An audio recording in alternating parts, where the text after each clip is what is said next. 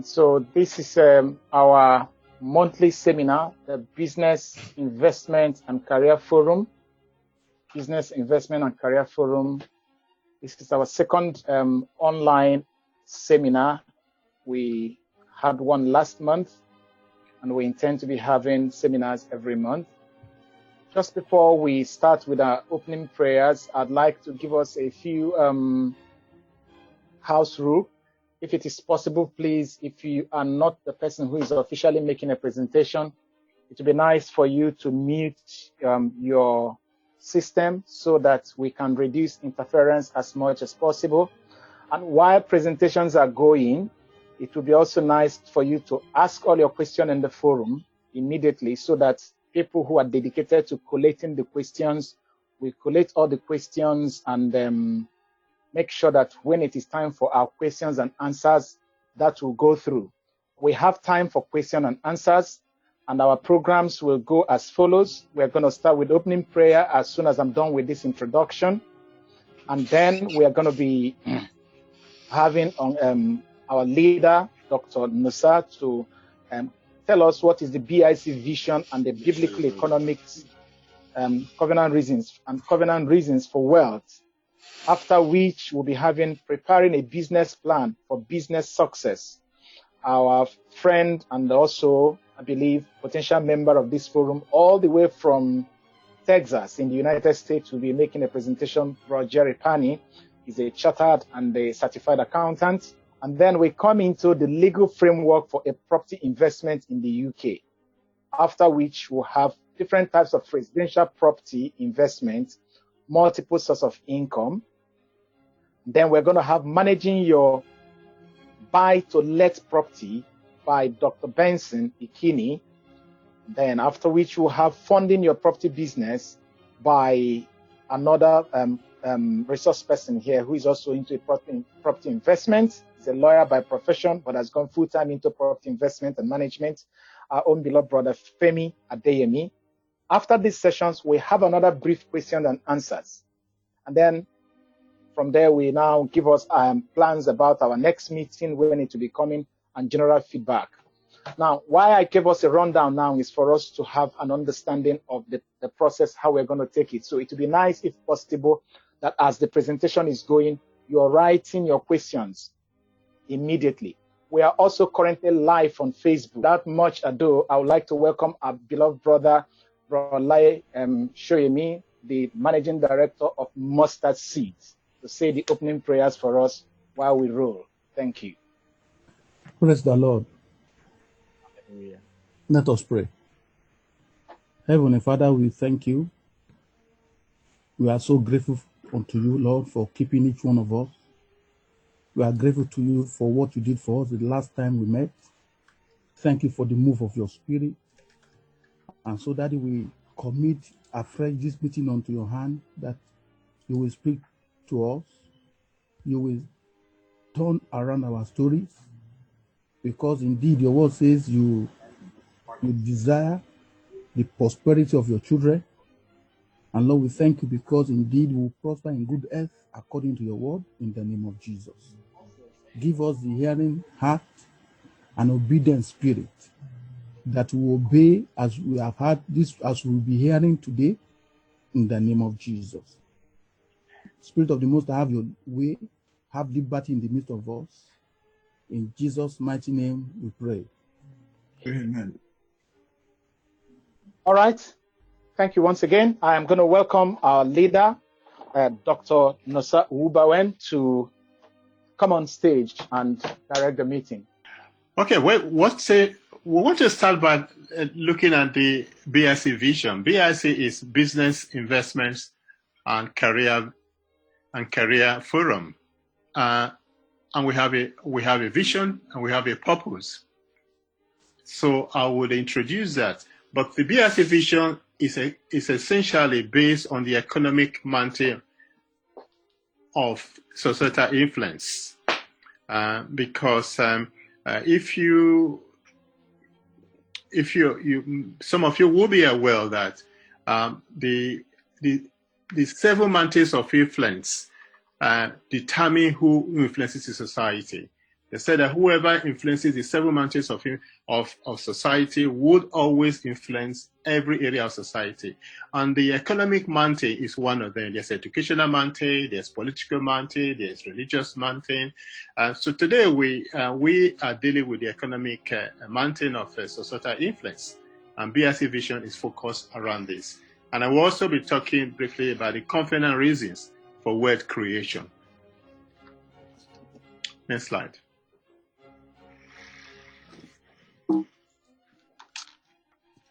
Okay, our vision statement: to lead Christians and non-Christians alike into experiencing a true biblical financial freedom and to an understanding on how to impact our world through prosperity. So this is, we are very unapologetic about this. We believe in biblical economics. We believe in creating wealth based on biblical principles. And this is open to both Christians and non-Christians alike.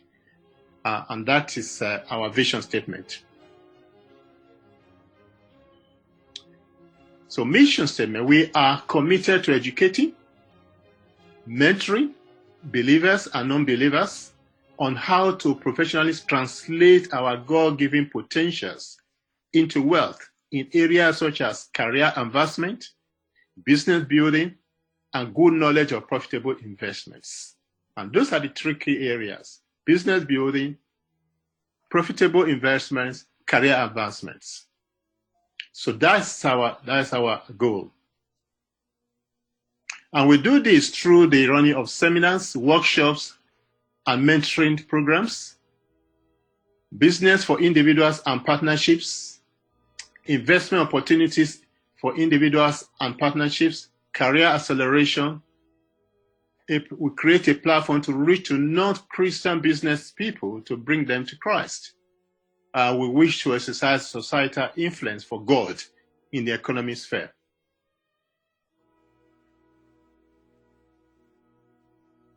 So, what is business? I've told you what BIC is all about. But what is it not? It is not an investment club or a business cooperative. So, and we will not make you any specific recommendations to anyone. It's an educational forum. And we will provide an enabling and empowerment environment for wealth creation and biblical economics. We will emphasize the purpose of wealth creation in God's kingdom, i.e. for covenant reasons. Next. So, why would you want to get wealthy? Or why would a believer want to get wealthy? Why would a Christian want to get wealthy? Or why would anybody for that matter want to be wealthy? What is the purpose? After all, if you can have 3 square meals a day, you live under a roof, is that not enough? Yes, it is enough, but you will not be fulfilling your full potential. And here I want to go through a few reasons which are based on biblical principles that will enable you to know that God himself wants us to be wealthy. He created the wealth. He owns the money. He owns the silver, the gold. They belong to him. And he wants you to have it. But it's for a purpose. First of all, he wants to be able to joyfully tithe. Tithing of a part of what God has given to you is a biblical principle. And it's well enumerated in the scriptures. I will not be reading all the scriptures, but I've given you the passages there that you can look at a later time. 2, to adequately contribute to spreading the gospel. To be able to, missionaries who go around the world need resources. They need to eat, they need to feed themselves, they need to travel, they need to support the poor people that they are looking after. So we need to have the resources to do that. 3, you need to contribute a fair share to the upkeep of ministers who bring the gospel. Those who bring the gospel are entitled to a living, a decent living. And when the people of God have the resources, then they can support them. To provide Next, to provide for your household. And that is very essential. You need to be able to look after yourself, look after your wife, look after your parents, look after your children, and look after those around you that depend on you. But how are you going to do it if you haven't got the resources? You often need far, far more than you require for yourself. And that is creating wealth. You need to give good gifts to your children. I'm sure children, we all love to get good gifts. And if you are able to, if you have the resources, then you can give gifts. If you haven't got the resources, you can't give it. So God wants us to be in a position to be able to do that. Next, have a good savings account. Yes, and also leave a inheritance to your children. Have a good savings account. So if you are wealthy, you'll be able to live on a decent amount of money, be able to save, and be able to provide for those that are coming after you. Pay your taxes. I mean, the Bible encourages us to pay our taxes in every jurisdiction we find ourselves. How else are the government going to be able to provide the resources for our health, for the roads, the electricity, the water resources? We need to pay our taxes. But if you haven't got enough money, then that's a challenge. So acquiring wealth enables you to fulfill those responsibilities. Never have to borrow money to live on.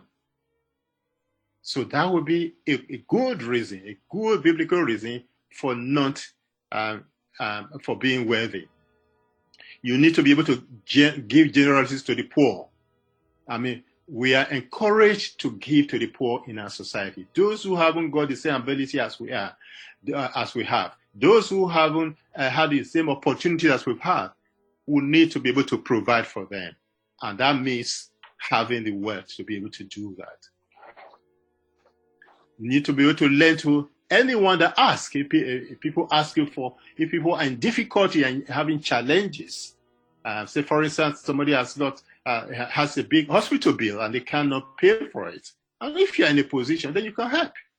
So they'll be able to lend to people when they require it.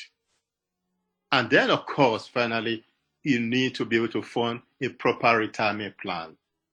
In our earlier years, we work hard, we have the strength, we have the ability to do what we ought to do. But as we grow older, we depend on all the resources that we've acquired in the past. And having a good, healthy savings and retirement plan require that you should be wealthy during the days of productivity. So these are some of the reasons why it is very important. And these are biblical reasons. These are not reasons that are not acceptable to the scriptures. God wants us to live a comfortable life and to be able to support those that are also in need around us. So in wealth creation, those who know how will always work for those who know why. And that is what we really want to teach. There is a reason why we create wealth. I'm just giving you some of those reasons why you create wealth. Now that becomes a motivation for what you want to do. The how to do it, how to run a business, how to invest, yes, that is important, but it is not that as important if you don't know why you are doing it. So knowing those covenant reasons helps you to say, yes, I need to do this, I need to do that, and therefore I need to acquire the skills. Revelation supersedes calculations in biblical economics. In other words, the revelation that God gives to you about how to do it, in the wisdom He gives to you, makes it easier for you to actually make breakthroughs. Because sometimes you can calculate that I'm going to do this and do that, but you might not. But when the revelation comes, when the revelation of God comes, it tells you, oh, maybe that is not the best way to do it.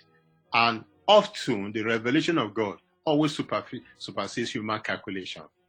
Money is attracted to purpose. Money is attracted to purpose. And that is what. And those covenant reasons are purposes. So if you have a purpose for which you want the money, then it will be money will be attracted to it. So money is attracted to purpose, so commit to a godly purpose. And those reasons I've given to you are godly purposes. So I will encourage you to develop a worthy habit, a worthy lifestyle, and develop all the resources to make sure that you can fulfill those covenant and requirements that I've just mentioned. Thank you very much. All right, thank you so much, Uncle Nusa, Dr. Nusa. The next on the line now, we're going to welcome Jerry all the way from Texas in the United States to make his own presentation on business plans. You're welcome, Brother Jerry. Right. Good afternoon, everyone. Good morning from those in the US. Good morning. Now, can you show the slides, please? I hope you all can hear me. Yes. Excellent. Right. For those who don't know me and for those who know me, I'll briefly introduce myself. So I am a fellow chartered certified accountant. I've been practicing for 15 years now. And I'm also a business owner. So I've been, even before I became a chartered accountant, I did business. So I have quite a number of businesses that I do.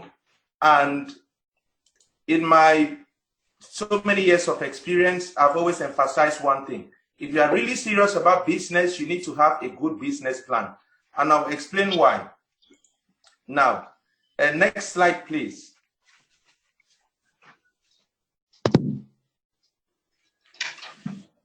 Now, as you can see, the Bible says in Habakkuk 2, it says that what? Write the vision and make it plain. So I see a business plan as a vision. If you don't write it, how are you going to make it plain?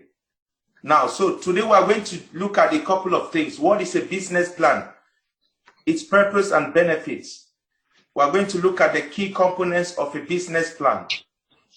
And then we are going to talk about the critical success factors. And then we are going to briefly look at why businesses fail. So many businesses fail because of lack of a business plan. So next slide, please. So what is a business plan? Now, a business plan is basically a formal written document, that contains the business goals and objectives and how these are going to be achieved, and also it has to state the time frame within which these goals need to be achieved. Next slide, please. So, what is the purpose of a business plan and what are the benefits? Now, the main purpose of a business plan allows the business owner to, number one, maintain business focus. Now, I've seen people who had an initial idea, they said they wanted to do something, but they find themselves being diverted to doing something else. Now, it is not bad to divert, right? If you divert for the right reason, then that is good. Which means that what? You may actually divert because you spotted a niche in the market. So in that case, diverting from your initial objective is good. Somebody has put on where he is. No. Okay. So in a broad sense, a business plan helps the business owner to maintain focus. Now, the second thing, a good business plan can actually help the business owner secure funding, especially if you are going to the bank to get finance or if you are going to private investors. They would always ask for a business plan. Now, the third reason, a business plan helps you monitor business performance. If you don't have a yardstick, how can you know whether your business is doing great or not? It's not possible. So a business plan is that yardstick that you use to measure the performance of your business. If you don't know, if you don't have anything to measure, guess what happens? You are just like somebody who is building building a house on a sandy foundation. Now, the next reason it says that what? A business can decrease chances of failure. Now, that one is a fact, whether we like it or not. I have personally done research and I found out that most businesses that failed didn't have a good business plan. Most of them didn't even have a business plan. Now, the fifth reason and benefit why we need to have a business plan is that it gives you peace of mind. Imagine, once you have your business plan, you already know that, yes, these are the goals I want to achieve. These are the time scales. I have what I can measure my performance. It gives you peace of mind. You can sleep, and wake up, and you know that, yes, I have a clear check out what I want to achieve. any past point. Now, Any past point. next slide, please. So I can just Next slide, please.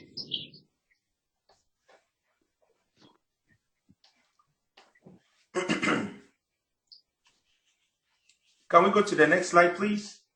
So now we are going to look at the key components of a business plan. What are the key components of a business plan? Now, if you go on the internet and Google this, you will see so many different things that people say. But I have summarized them into six key components. Right? A business plan needs to have an executive summary. Right? An executive summary is basically it's a summary. What do I want to do? What do I want to achieve? What is the market like? Where do I see myself? What is my exit? Just a summary. Now, the second component of a business plan is the company description. So in the company description, you kind of put, what is my principal activity, what is my mission statement, what are the company goals and objectives, what is the business philosophy, what is the target market. You talk about all those things. What is the industry, what are the strengths and and core competencies of the business and things like that. Now, after the company description, we have the market and competitive analysis. Now, if you don't know what your market looks like and you don't know what your competitors are doing, how do you expect to succeed? It is just not possible. We need to know these things. Now, so the next on the list is management and organization.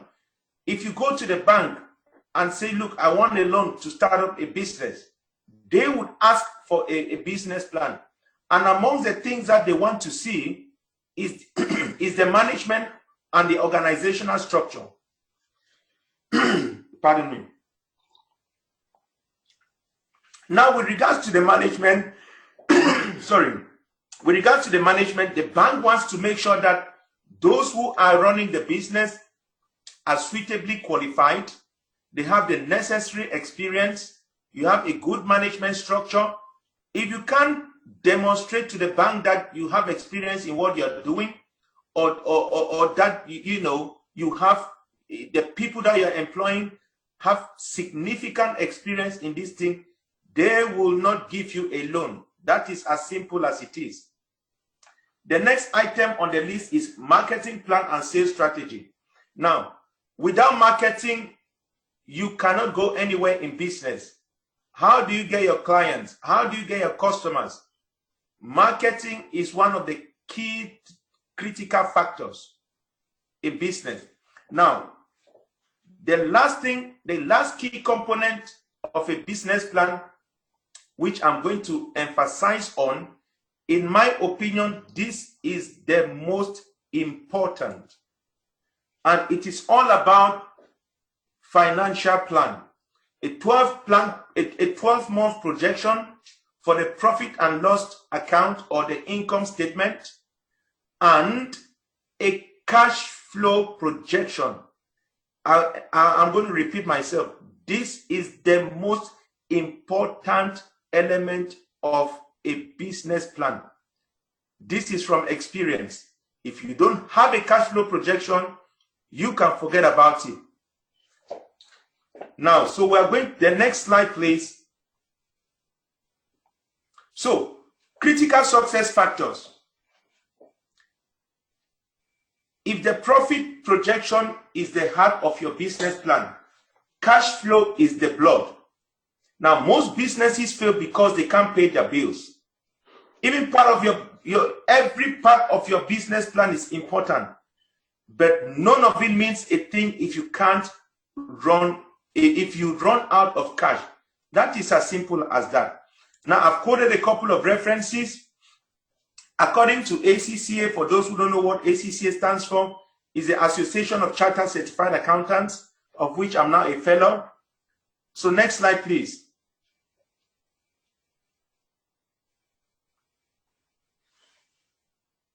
Now, the next quote, according to UK Insolvency Helpline, it says that what?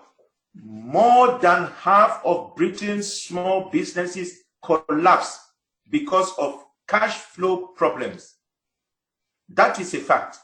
Now, according to, this is a research paper that I did myself, it says that what? The management of cash is extremely critical. More companies fail because they run out of cash as a result of inadequate planning than because they were unable to make profit. So, let us go to the next slide, please.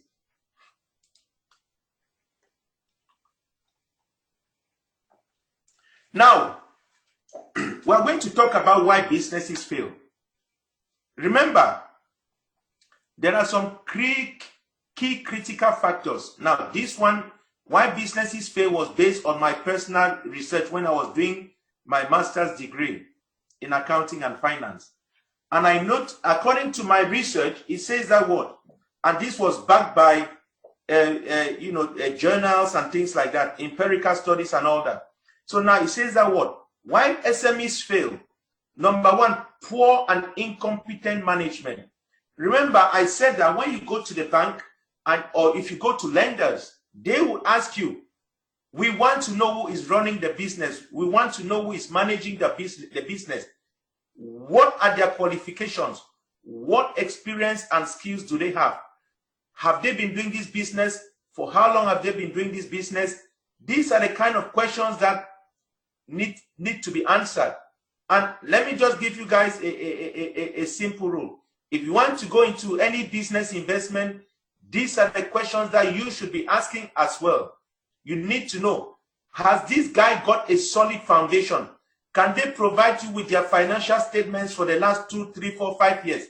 That you can see something tangible. If somebody cannot provide something tangible, don't go into the business. It's as simple as that. Even if it is your friend, if they cannot provide their profit and loss account, or their cash flow projection, or their balance sheet, or their statement of financial position, is all the same thing, they don't go into the business. Sweet talk has never changed a business. Business should be based on numbers. It should be based on facts. The second point why SMEs fail, poor cash flow management. As we can see, many studies have shown that cash flow is the lifeblood of a business. And I'm going to go back to the cash flow is the lifeblood of a business. If you don't manage your cash properly, guess what? Your business will suffer and it will eventually fail. Now, the third point, it says that what? Poor business plan. Now, I'm going to emphasize again on the business plan, as far as I'm concerned, based on my experience and knowledge, if a business plan has a poor cash flow projection, you can forget about it. It is not going to work. It is going to fail. Because when you have a cash flow, in accounting, we have what we call management accounts, right? When you have a cash flow projection, you have your projection and you have your actual figures. Now, so you measure the performance of your business. let's say, for example, you said that in your cash flow projection shows that in the first month of your business, your incoming cash would be maybe £1,000. If you've only done £100, then there is an issue somewhere. Let's say in month 6, your cash flow projection shows that you should have achieved sales of maybe £5,000, and you've only done £2,000. There's definitely a problem somewhere. So you, as a manager, you need to identify what is the issue. Is it because of marketing? Is it because of environmental factors like COVID-19? These are the things that an effective management will look into. Now, the fourth point why SMEs fail, we have economic factors and lack of finance.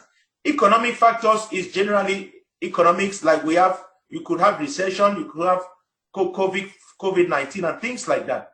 COVID-19 has affected many businesses. Now, the fifth point is this: failure to seek professional advice. I have consulted, I still have my accounting practice in the UK. I have a colleague of mine that I work with. I can tell you that I have seen many clients who come after 1 year of trading and they are looking for an accountant. This is absolutely the worst approach. There are strategies that I can show them how to reduce taxes, but you come after 1 year, 1.5 years of trading. What do you expect me to do? It is not possible. So it is indispensable to get an accountant. And now I'm going to emphasize on this. Many people just go to any accountant. Let me tell you, there are different types of accountant. If you are going into business, you have to get someone who is a qualified accountant, which means that what? He is either a member of the Chartered Association of Chartered Certified Accountants, or he is a chartered accountant, which is the Institute of Chartered Accountants of England and Wales. These are people who are qualified, who have the experience. I've seen many clients come to me, they've seen bookkeepers who have done accounts, and these guys have messed up their accounts. I have a client who came to see me. A bookkeeper did her account, and her taxes were just ridiculous. Now she came to me actually 2 weeks ago, and she's asking me I have to redo her accounts. I have to redo her as self-assessment tax return. It is indispensable to seek professional advice from the outset. So I'm going to stop here because my time is up. So thank you for your attention. And if you have any questions, just let me know. Yes. All right, thank you. So we move on to different types of residential property investment and multiple sources of income.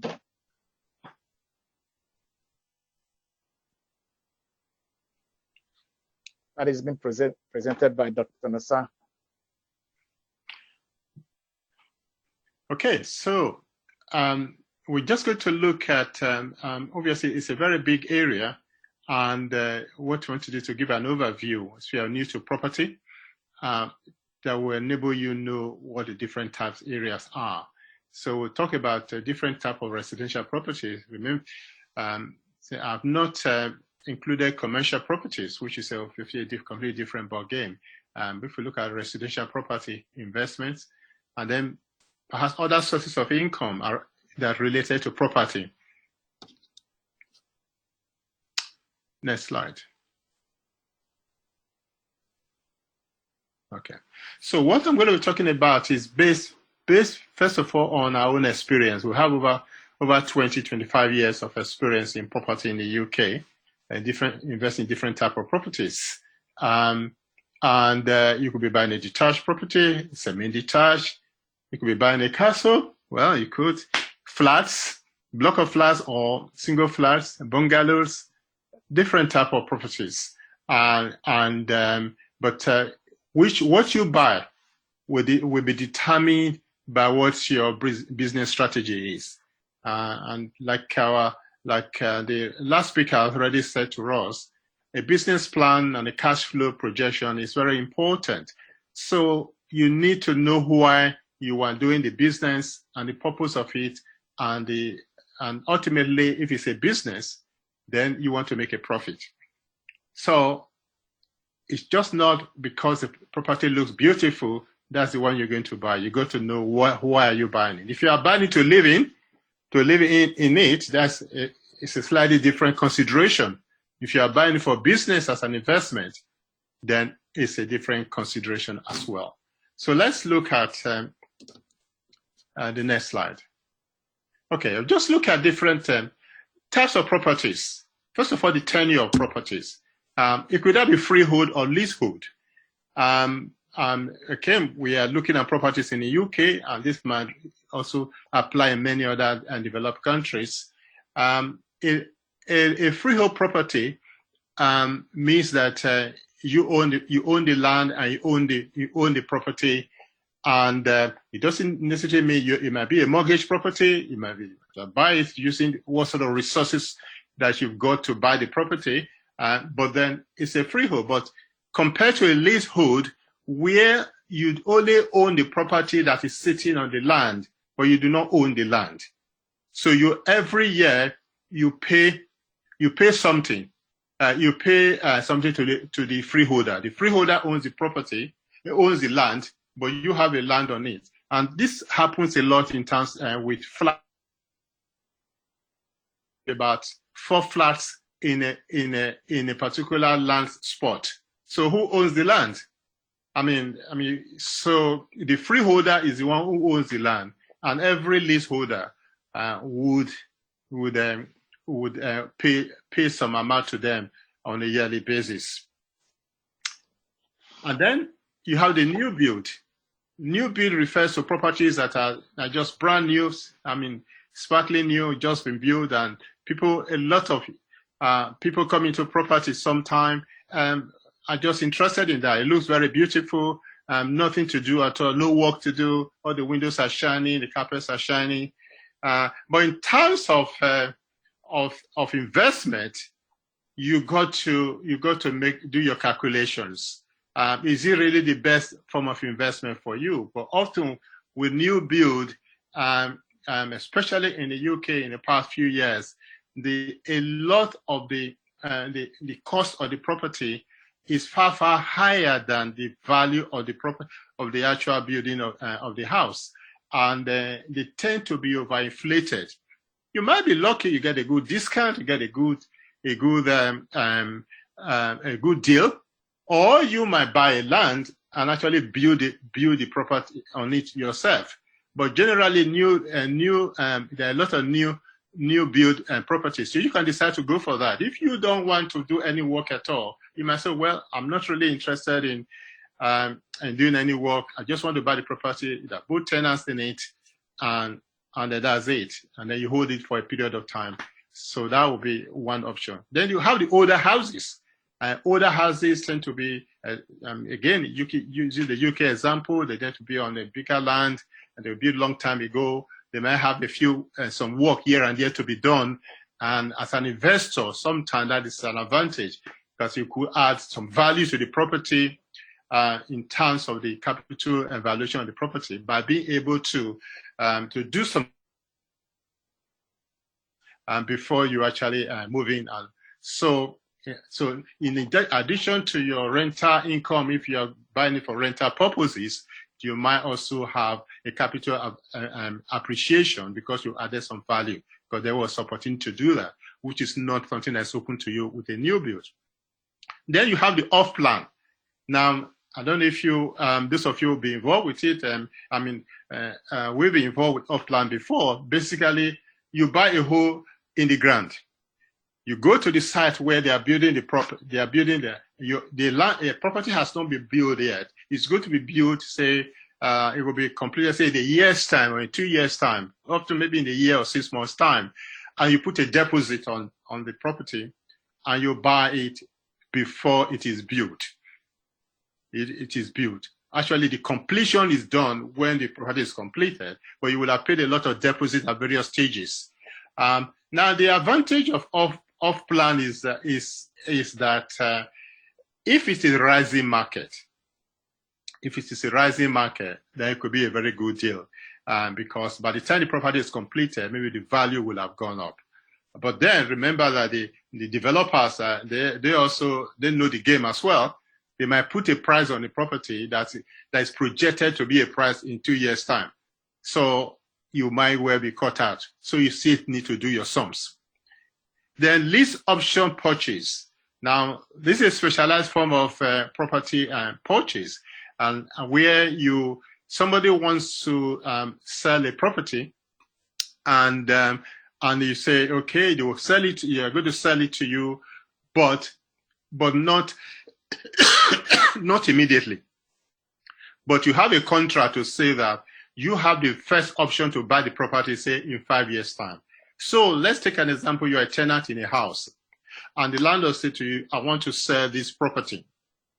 You say, okay, I'm interested in the property, but I haven't got the resources now to buy the property. He says, okay, but I will be able to buy it in 3 years' time. So okay, then the landlord might agree, okay, fine. We agree the price now, we sign the paper, and that amount is fixed. But then you have the obligation. You do not have the obligation, you can pull out, but there is a premium that you pay at the beginning, and you might lose that as a result of that.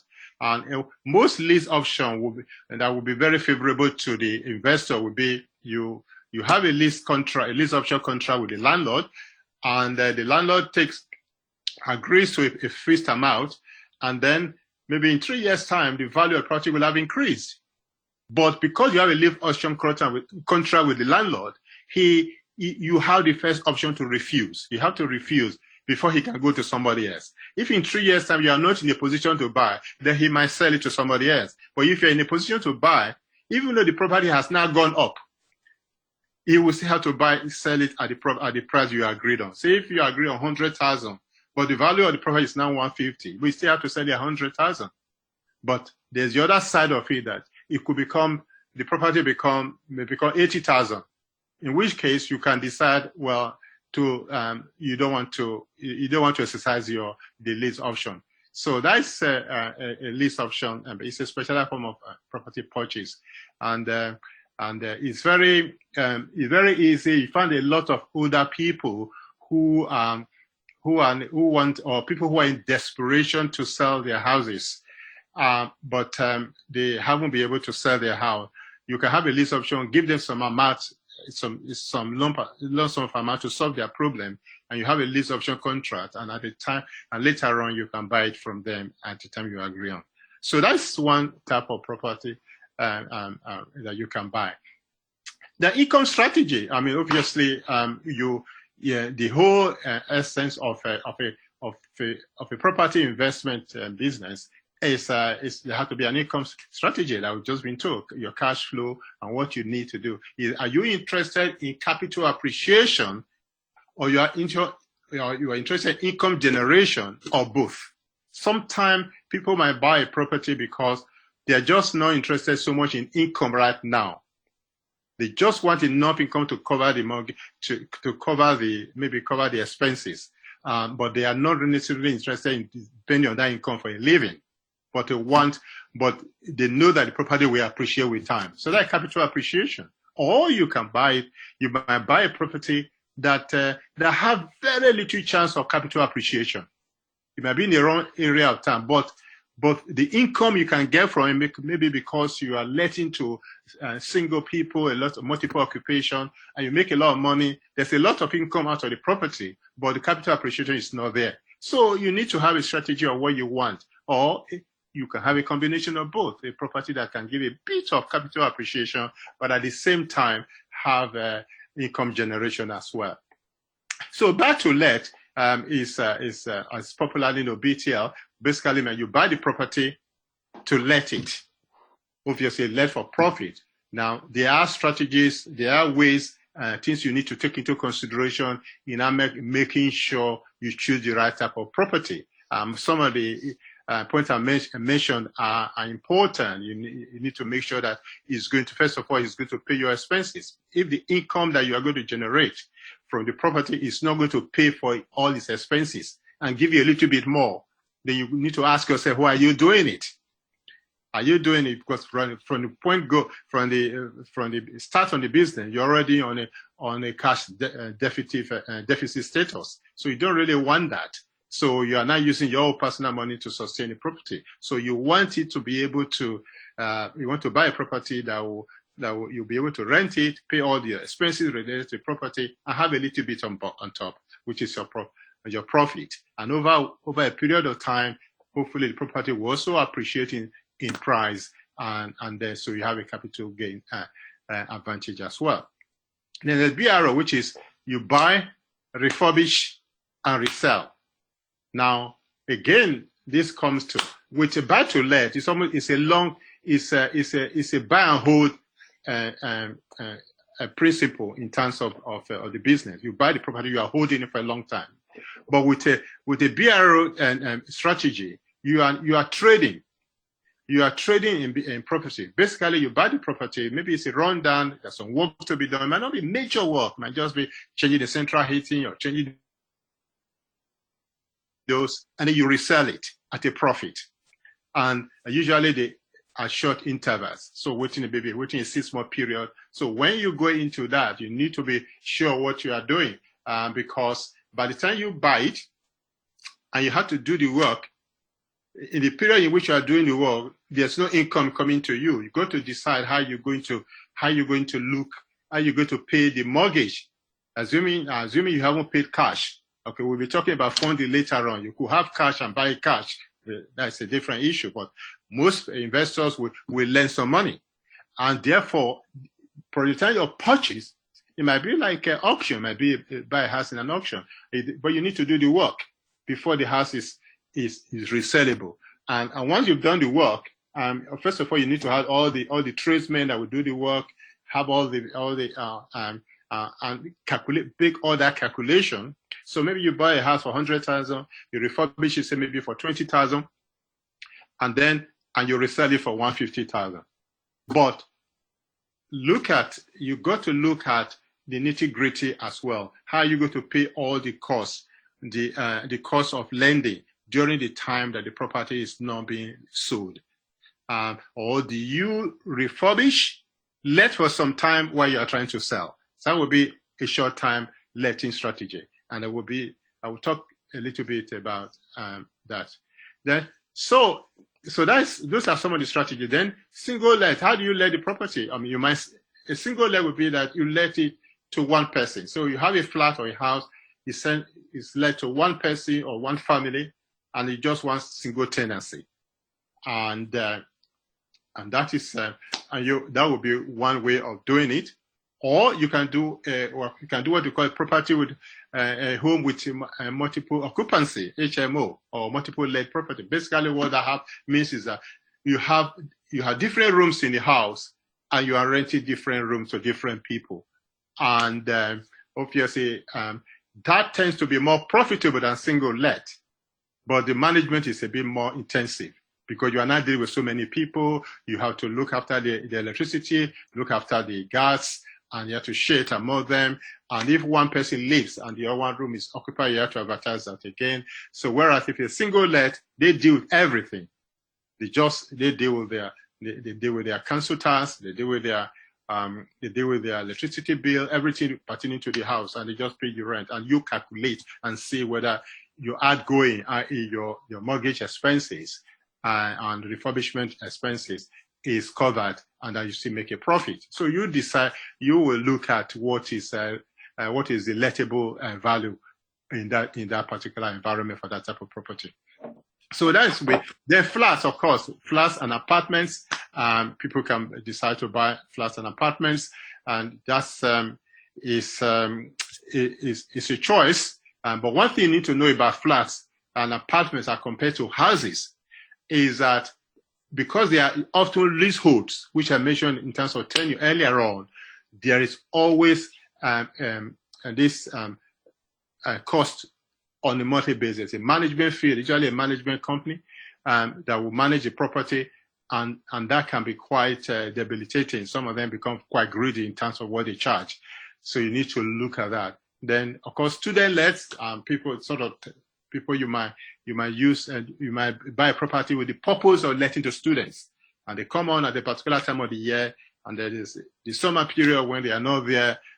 Maybe it's time you use to refurbishment, or you might do half rent or people who want to retain the property. And then again, it could either be single let or could be single let that. It could be either be multiple let or could be single let. In other words, a group of students might come as a group and have one tenancy, or they can come individually. So that is it's usually good in the sense that students will often have parents backing them out in terms of tenancy, and you are sure that they will leave your property where they finish their course. The service accommodations is an area that some of us have been into, where you let your property.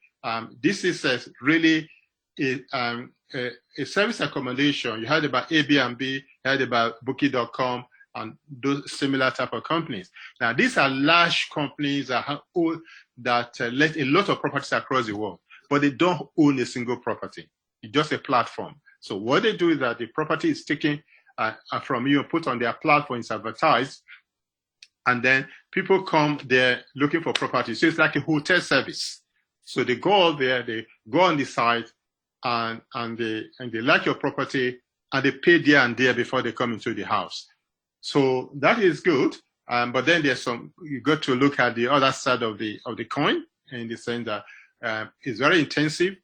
It could be 1 day, 2 day let, 2 weeks let, and you have to keep refurbishing the house. You have to pay all the expenses related to the house. So everything they pay, just like when you go to a Hilton hotel, you just go in there and come out. You don't ask for how the electricity bill is paid or the gas bill is paid. Nothing is happening. It's all included in your price. And that's exactly what happened with service accommodations, and the high quality. And then there is whoever comes into your house, we always give a feedback, and you give a feedback on them, and there's also a feedback on you to Airbnb, and based on that, people will know when they are coming next time whether you are a good landlord or you are not a good landlord, and whether your property is a good one, it's a good location. So that's service accommodation. Service accommodation, for instance, would be very good for instance, if you are doing a buy, refurbish, and resale, that would be a good strategy. You could, because you are not able refurbishment, you don't necessarily sell immediately. You have to advertise maybe for 6 months. You can, but if you give a single let tenancy, then there's a period of time in which you cannot really get rid of them if you find a buyer very quickly. Whereas with the service accommodation, because they come and go 1 week, 2 weeks, as well. So there are pros and cons, and they need to be looked at. So can you all hear me? Yes. Okay, all right. Next slide. Yes. Okay, so we're already talking about talking about students. Now, how do you actually choose your tenants? Choosing your tenants is very important, because at the end of the day, if you are someone once in there in your house, it's difficult to get rid of people, except to get a court order. So therefore, you need to be the selection process needs to be very good. So some people like students because obviously many of them to be young, and they can be rough, they can really run down your house. But if you can manage it and guide them, and if you get the good ones, then you are sure that they will pay and that they will leave when they are supposed to leave. The professionals are quite good, young professionals who just left home, just got a job, and they got a good income, and they tend to be quite good tenants if you get the right ones who's not trying to be dubious. The company lets can let to companies. A lot of companies have their workers in different locations, so they might just instead of going to a hotel, they might decide to let a house. If they have a project, say, in a place for about 3 months, they may decide to let for that period of time, or sometimes they may have let for a year, depending on who they are. When I say company, I'm talking about companies like BBC. Just we have a BBC let our house, but then for a period of time for the executives, and so you can't have such a good lettings. And then local authority, so income support people. And again, it's a specialized area, because if you don't know how to handle it, that can be quite a problematic area, in the sense that some of them, many of them, a lot of people that are on income support are there genuinely, and they fall into hard time. But a number of people are there because they don't actually know how to handle money. So if the council pays the money directly to them and say pay the landlord, often they don't pay. Many of them don't pay. And it used to be that the council would pay directly to the landlord. Then that's fine. But if they pay to the tenants, then you have to be very, unless you have a responsible one, sometimes they don't pay, and then you can't get rid of them. And and we've had issues like that. A difficult one. Then you can rent to a family, a young family. We have a family, for instance, that have been in our house for 10 years. A full house, they've been there for 10 years now. And they are letting, they don't give any trouble. They look after the house as if it's theirs. So you can be quite lucky with that.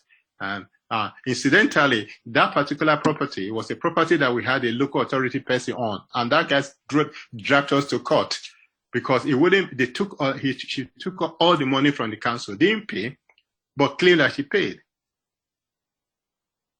And they took us to court. So, and eventually she was found out. And then, but after she left, that's why you always have to pray. As Christians, you always have to pray over your business, pray over the business. We pray to God, we ask for help. And this family that has been there, they've been there for 10 years now. And there's been no problem. They pay when they're supposed to pay.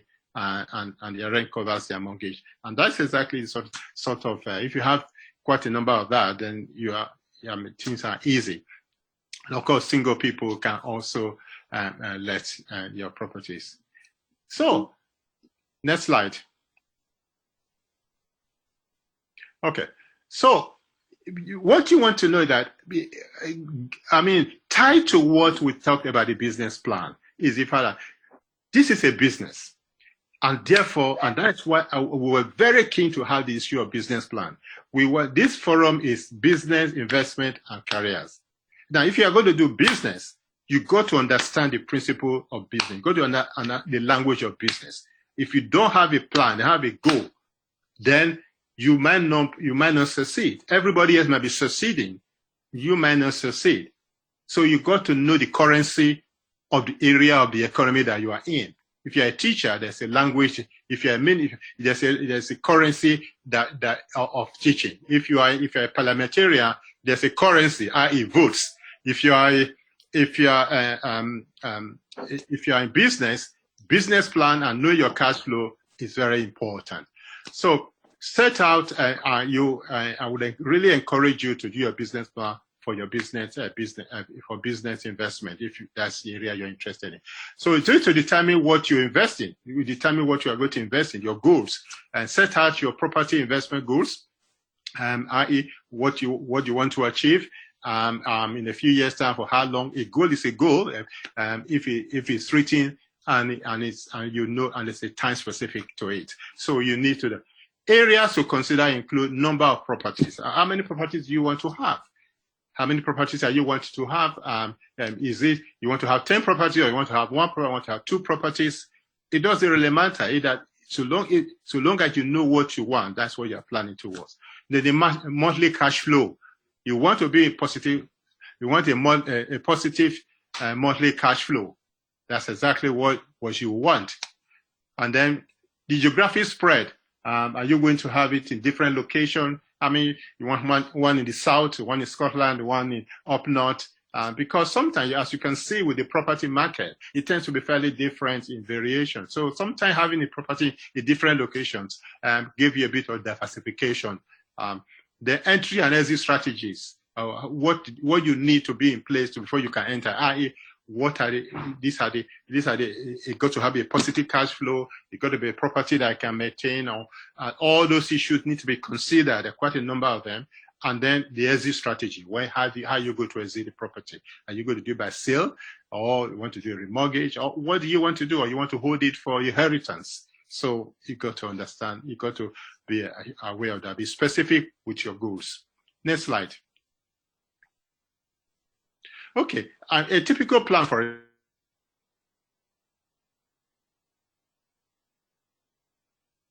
here, or what somebody might be a plan. Say through investing in buy-to-let properties, okay, I will acquire at least 2 each, okay, each quarter. So each quarter it's going to have income producing properties, which we provide positive cash flow of £250 per month each. So if you have 5 properties, or if you have 4 properties, that's £1,000 cash flow a month. Okay. I will also buy at least 1 property every 4 months that I can refurbish for resale for a £20,000 profit to reinvest in rental property. So it's a combination of strategy. It's having a buy-to-let property, a buy-to-hold, but it's also at the same time doing a refurbishment and selling. So that might be a particular goal. Or you might stick to just buy, refurbish, and resale alone, or you might just do buy-to-let alone, or a combination of both. Next. Okay, so we talked about this already, buy-to-let properties, and for those who don't buy, refurbish, and resale, that's what that means. New build. I've talked about it. Older houses, often the older houses often are more spacious. The chance of good deals are there, because you might be able to find something that is good, that is not quite right in the house. A little crack here, a window that is not right. You might can you reduce the price based on that, and they might be able to do it. And the off plan, like I said, is ideal in the rising market, and I will explain the lease options. Next slide. And this is my final slide, I would think. Next slide. Okay, so the title here says that different type of properties and other income sources. And obviously, when you are in the property environment, there are other ways you can make necessary. For instance, you can source property for other investors. In other words, you might not have the money to buy property, but you might be able to go around and view about 20 properties, get a good deal, and find people who are interested in buying, who have the money to buy, and you buy, and they give you a commission for it. So they might give you 20,000, 10,000, 5,000, depending on the value of the property. And if you're for one property you're able to get 5,000 deal. So how many deals can you do in a month? How many deals can you do in 5 months? You can do as much. If it's your full-time job, you can do it. And so that would be, you don't even need any money to do that. Just what I call sweat equity. Property management for other landlords. You can decide to manage property for other people. You don't own a property, but property management does involve a lot of work. So the landlord might want to say they give it to you, and you manage it, and they pay you a commission based on the rental income. And there's no risk to you at all in terms of if there's no tenancy, there's no tenancy. There's nothing you can do about that. And a lot of landlords now, we have what we call insurance, where a tenant comes in and there's an insurance premium you can pay, so that anytime they are not able to pay their rent, then the insurance company will pay you. So that is available. Obviously, they always vet the tenant, make sure that it's when that's employed, and then they suddenly become unemployed. Then it's like any other form of insurance. So that's a good one to have in terms of void periods, when you have people when your tenant is not able to pay. Then freehold and ground rent purchase. I mentioned earlier on that somebody who buys a lease or buys a house on the land, but he doesn't own the land. Somebody owns the land and collects that ground rent from you from time to time. And you can have as many freehold and many ground rent all across the country and don't own any houses, and just be collecting it from the leasehold houses, and that can be quite profitable. And then the cleaning services, you can offer cleaning services. Cleaning services, you can set up a cleaning service and clean for people. Houses need to be cleaned And especially with SA, where it's service accommodation, the law clearly require, but even routine renting, sometimes like with student accommodation and the accommodation, they might not have the time to clean the house. You can rent, you can do quite a few of that and earn some money. So you are earning money from property, but you are not necessarily owning property. And running an SA for other landlords, you can do a service accommodation and get a lot of other landlords and run the program and run it for them and earn some money. So I will stop there. So obviously there's so much you can say in a short presentation, but this is just to give you a taste of what the property scene is in the UK residential property market, and that there's a lot of opportunity for you there. Thank you. All right, thank you so much, Dr. Nassar, for this wonderful insight. I think it would be nice for us to continue. I want to bring in Dr. Benson Ikini to follow up on what we've heard so far. We've heard about buy-to-let. So he's going to be talking specifically on your buy-to-let property. I wanted the two things to come together like that. Yes. So is it okay? I welcome you, Yes. Dr. Benson Ikini. He's resident here in the UK, in Sheffield to be precise. He's also into property investment and management. Yeah. All right. We are getting ready. Okay, Jerry, you're live. Can you just answer, even though you wrote the answer, but you could say it while we're waiting for the next slide, the slide for Dr. Ikini to come on. Okay, so someone asked the question and they say, what is the average cost of a business plan? Now, the average cost of a business plan ranges from 500 to 2,000, 3,000, or even more, depending on the size of the business, the complexity of the requirements. So if, let's say you are starting a small business, a hair salon, for example, that requires a startup cost of, maybe £10,000. That is different from somebody who is starting a complex business that requires, a £300,000 to start up. So, yes, so it's anything within, between about 500 to 2,000, 3,000. It all depends, really. So I hope that answers the question. All right. Thank you so much. If there is any further need, the person might ask a follow-up question, but currently Dr. Ikini's slides are on, so I would like us to revert to him now to make his presentation. You're welcome, Doc. Thank you. It's what I'm going to discuss. It's quite, this will take about 2 hours, but I've condensed it to 20 minutes. So thank you so much. They're managing a buy-to-let property business, some essential facts. Before I start, I'm a retired lecturer in accounting and finance, and I look young. I'm 71 years old, and we've been managing property for the past 2 decades, even when we were working. Right, should I self-manage my property or use estate agent? Now, this depends on the factors such as, one, have I got the time to manage? Now, that depends on the number of properties you have. And number two, if you are working full-time, have you got the time? Then, secondly, have I got the expertise? This is very important because it's not something that you just you buy and sell. No, because there are so many things, as our sister will speak later about the legal aspect. You need to know all this. If not, you'll be dragged to court. So having the expertise is important. So if you want to take the role as a landlord rather than investor, then you should have no hesitation in managing everything yourself.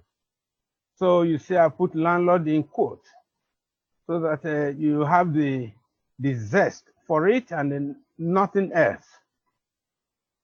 But if you do not want anything to do with finding and managing tenants, you can use a letting agent, but it involves costs because it's a business, and there's whatever is done, then you pay for it. There is a slogan which says, if you can't do it, you buy the service in. So that's what you get. Next slide, please.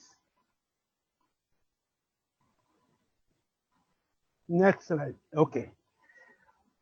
Letting agent involves two aspects. Let only, say I've underlined that, or full management of the property. I'm speaking here from my experience of over 20 years. So some of the things I've put down here is from my experience. It's not theoretical. Let only. The let only service is where the agent markets the property, does viewing, find a tenant, do referencing, then draw up tenancy agreement, conduct inventory. Inventory is before the tenant is checked in, the letting agent will take inventory of what is in the property before they move in. Then when the tenant is in, you are on your own. Then the fee charged by the agent could be either, again, this is from my generally and also from my experience, a percentage of the annual rent, which could be 5 to 8%, or a one-off fee, and could be between 200 and 800 pounds, depending on the town or city where the property is. We usually pay a one-off fee because the agent we use at times to get a tenant for us. He lives local and we've known him for a while. So we don't use percentage. We use we just pay one-time fee. Next slide, please. The other is full management. Full management covers everything that needs to be done, including dealing with the tenants, such as collect and pass on rent, and chasing up if rent is not paid on time. Again, this is opposite to what we are doing, what we have been doing, because we have never given our houses to letting agents. So we collect the rent, and if they have not paid, we chase them. But this will be passed on to the management. Then the management will also inspecting the property on regular basis, say 3 to 6 months intervals, and keep you updated of its condition. Now, excuse me, from experience here also, if you do not do that, because there are some that will plant weed in your house. So, but if they know that you come to visit regularly, then because it takes at least 3 to 6 months for it to grow properly, so they will not do that. They're taking care of all the legal obligations, such as electric and gas safety certificates. These are all legal, which I think our sister will talk about later. They are requirements, and especially with regard to there's another one is known as EPC, electricity power water. Can't remember the full one. EPC. Without that, you can't rent the house. That is the new law. So the agent will do this for you. Then seeing to the maintenance of the property in general. Again, it's an investment. If some tenants, they can run down the house, and it will cost you more than what you are receiving as rent. So you have to be careful also when the management is getting the tenant in, attending to tenants' requests and keep them happy, which will eventually make them to keep the property in good condition. So here, you see, if the tenants they are happy, they can stay. For instance, we have our oldest tenant is 12 years, and they've not given us any trouble. And so it depends, and it's good because when tenants move in and out, and then it costs you money because you advertise. Then you go, and when the tenant moves out, you must go and get the place tidied up before the new one comes in. Next slide, please. Handling check-ins, that is the management, and check-outs. That means to check the tenant in, and when they are leaving, they also go there to check them out. Remember, I mentioned something, inventory. Then renewals of tenancy agreements and rent increases if need be. So, yes, we can. So some do increase rent, especially in London, but here, for instance, I'm speaking, I'm in Sheffield. Yes, we do not just increase rent here. In fact, for us, it will be managing. It's only once we've increased rent for 20 years. So our tenants are happy, we are happy. As far as the income is covering the mortgage and also maintenance of, and we have profit. And then the tenants are happy, then we are happy. Then the management fees are in the range of 8 to 15%,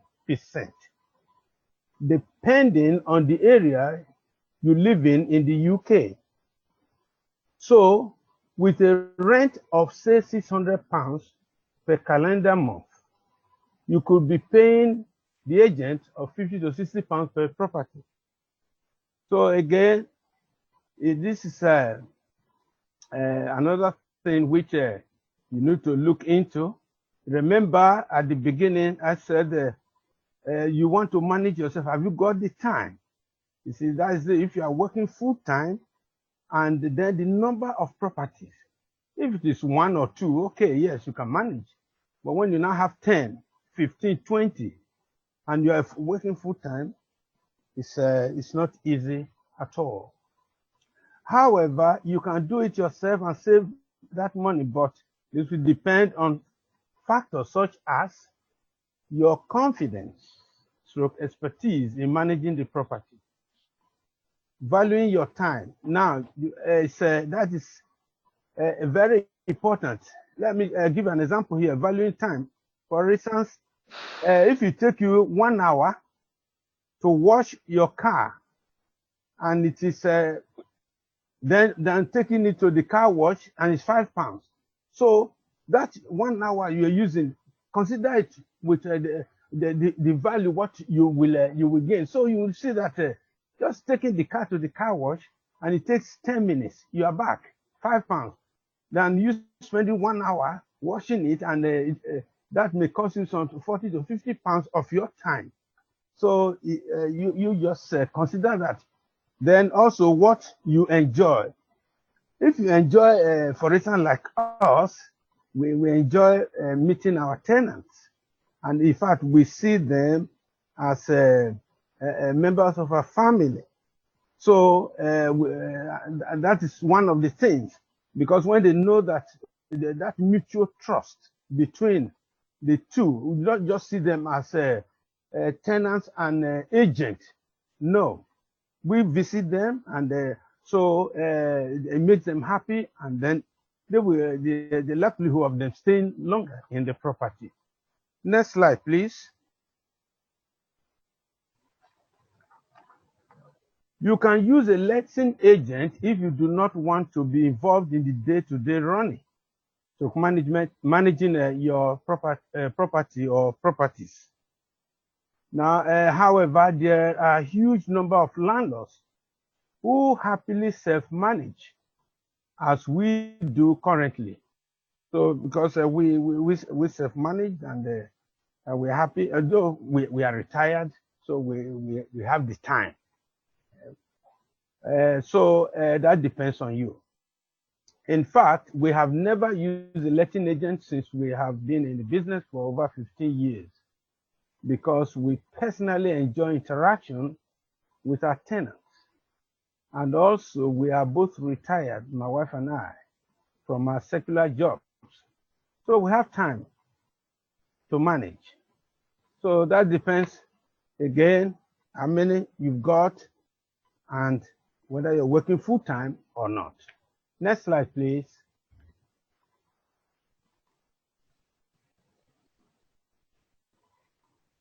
Legal aspect, again, which I think our sister will talk about later. You should be familiar with letting laws and all the responsibilities that come with being a landlord.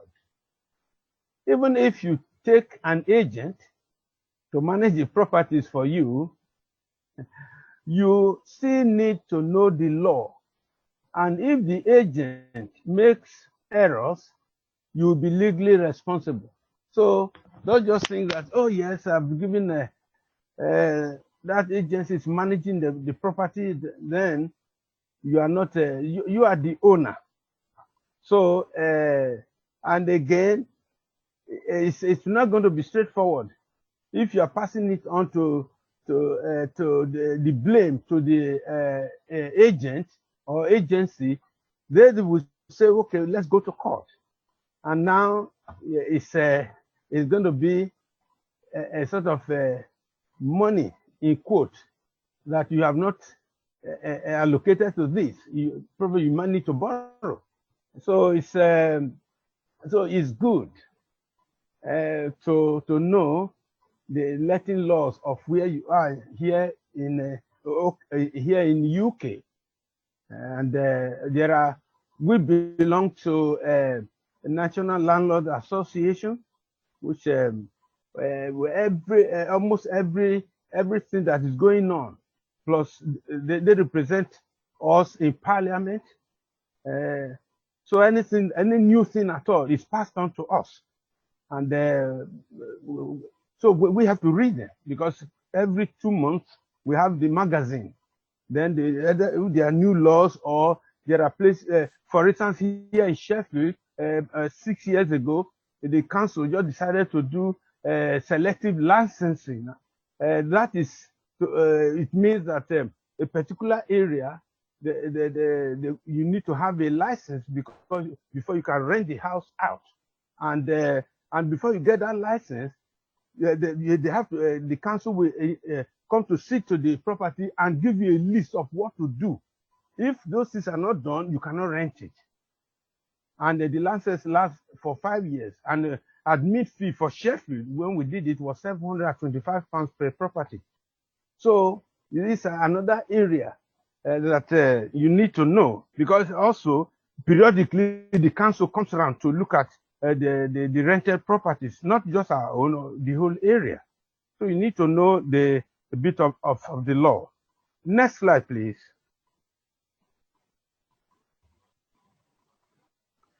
Rent payment. Now, excuse me. Encourage tenants to set up standing order or direct debit to pay their rent.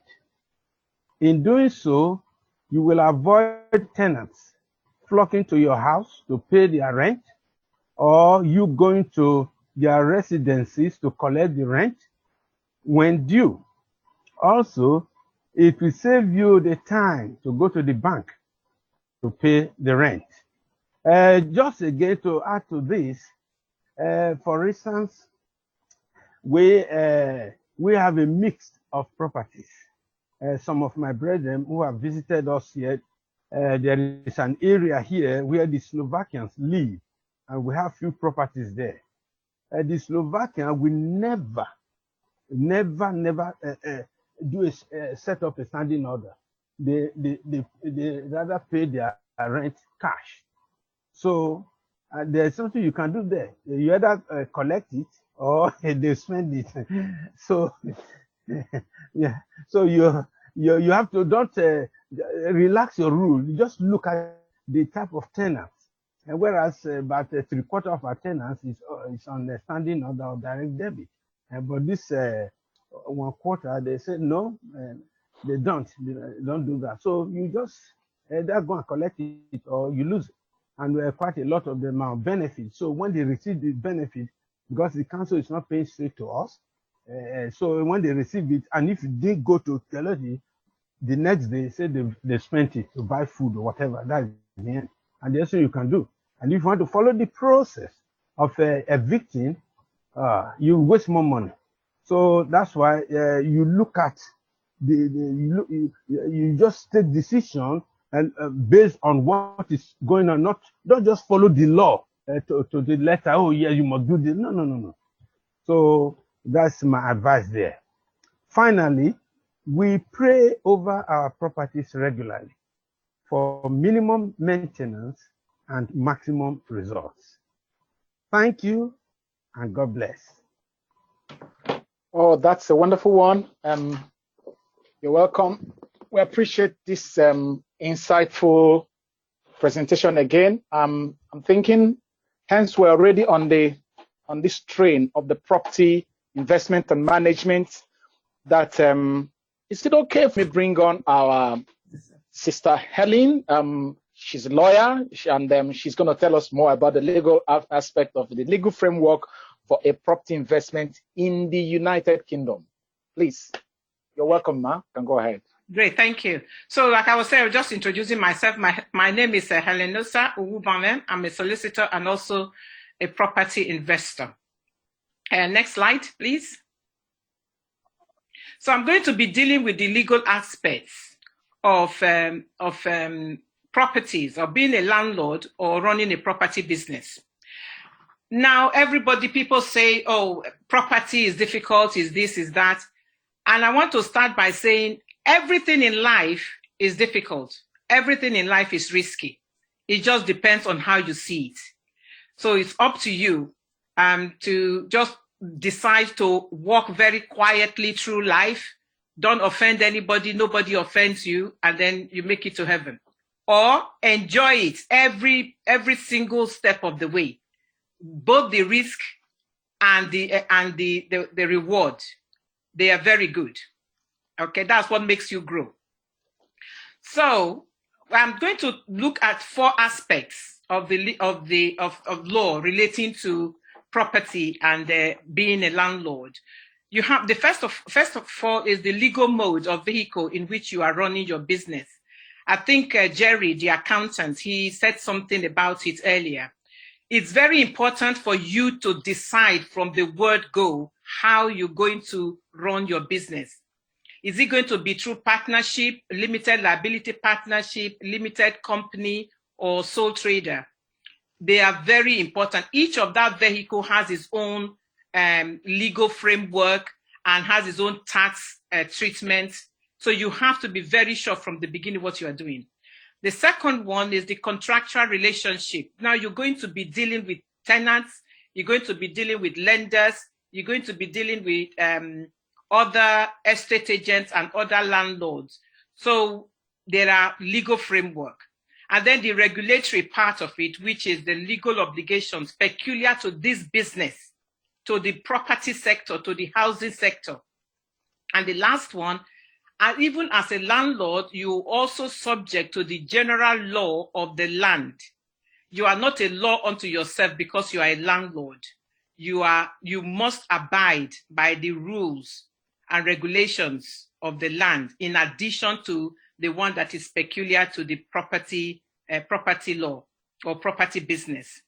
So as it affects you, next slide, please. So the starting point is the regulatory one. I think Dr. Ikini mentioned it earlier. Now, as a landlord, there are certain regulatory activities that you have to abide to. The first one, if you have a property that has a gas supply, you must have a landlord gas safety certificate every year. And that basically means the gas engineer coming to check your boiler and all the various aspects of the central heating system. This is completely different to your annual servicing. So you never confuse both. You might say, oh yes, I service it every year. Yes, that's good, but you must have a gas safety certificate. The second one, because it's a very, very strict rule concerning that. And I want to also mention there, if you are a landlord and you have gas in your house, avoid having a gas fire. I think these days, I generally say to people, have it in the house that you live in. At least then you can control it. The other one that are sealed unit, you are able to, the gas safety will cover that. Then the electrical safety is called a part test. Initially, it's every year, and some estate agent will insist on having it. My get out clause for that is put as few electrical appliances in your house as possible. So don't go buying toaster, microwave, kettle, everything. Once you have the fridge, freezer, and if you use electric cooker, that's all. If you're having to going all over the little items, then it will increase the necessity for you to have this electrical certificate. But the law is changing in that aspect now. Initially, it used to be certain areas of the country that will insist on it, but now a lot of the estate agents are insisting on having it before the tenants move in. And the other one is the fire precaution. Now, if you have a property that is let, furnished, your settee, the chairs, all those, they have to comply with these fire regulations. Even fire doors in the properties, they are a necessity, or they are a must. So you have to make sure that those are covered, especially if you are renting it. Then tenancy deposit scheme. If you take a deposit from your tenant, you are under obligation to protect it under the deposit protection scheme. There are two types of scheme. There is the insurance-based and there is the custodian one. And you must protect the deposit within 30 days of the commencement of the tenancy. So if you don't, there are strict penalties. For a start, if you don't protect it, and there are some tenants who are always looking for loopholes, you might be made to pay back 3 times the actual deposit to the tenant, and you can't hold the tenant to anything. And if you are trying to serve any statutory notice on the tenant, you can't, because you have failed to protect the deposit within the prescribed time. And once you've done that, you're also supposed to send some prescribed information. It's called the prescribed information and clauses information to the client or to the tenants, and they have to sign acknowledging it. But you also cover yourself by saying to the tenant, if I don't hear from you within 7 days or within 14 days of sending this email, I will assume that you are happy and that you have received the documentation, and you print it out and put it in your file so that for future reference. So the deposit scheme, there are two, like I said, insurance-based or custodial scheme. The insurance-based is that basically the landlord holds the money and pays an insurance premium. I think at the moment it's about £17 plus VAT or £14 plus VAT, depending on whichever scheme you use. So you, as the landlord, you hold the money, but you insure it by paying the premium. The custodian one is that the deposit scheme, the protection scheme, they actually hold the money, and then so you don't hold any money at the during the tenancy. So at the end of the tenancy, if everything is okay, you send it to refund it to the tenants. if there is anything, if you're going to have to withhold some money back, maybe for a damage or for something they have done, you have to put it in the scheme. You have to go online and you have to fill in the information. Now, this tenancy deposit scheme works very closely with your inventory. If you are withholding any money at the end of tenancy, the inventory has to back up your claim. If it doesn't, then that claim will fail. So it's very important that you set up an inventory, a very detailed inventory at the beginning of the tenancy. Licensing for homes in multiple occupation, I think Dr. Ikini mentioned that. I think it just the different local authority deal with this aspect differently. Some of them are very strict and others are more relaxed. At a time, it was a money spinner for some of the local authorities.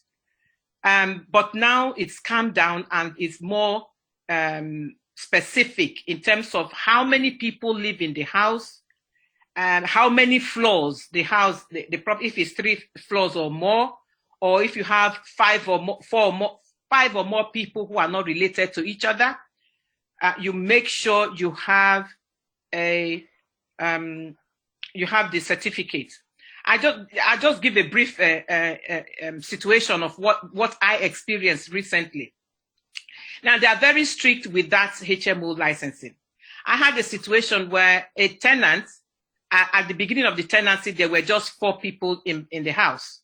And then my tenant then went and brought his wife without my knowledge. And I didn't know. And eventually he told me, oh, my wife is living with me. I said, initially he said he was visiting, and then it became a permanent thing. Based on that, he went and applied for council housing also. And of course, they turned it down and they wanted to know where he lived. And he said, oh, due to overcrowding. And I thought, overcrowding? I didn't ask your wife to come in. But the council told me, tough. That's my business. And the funny thing is that I couldn't stop him bringing his wife. There was nothing I could do. But the council still held me responsible.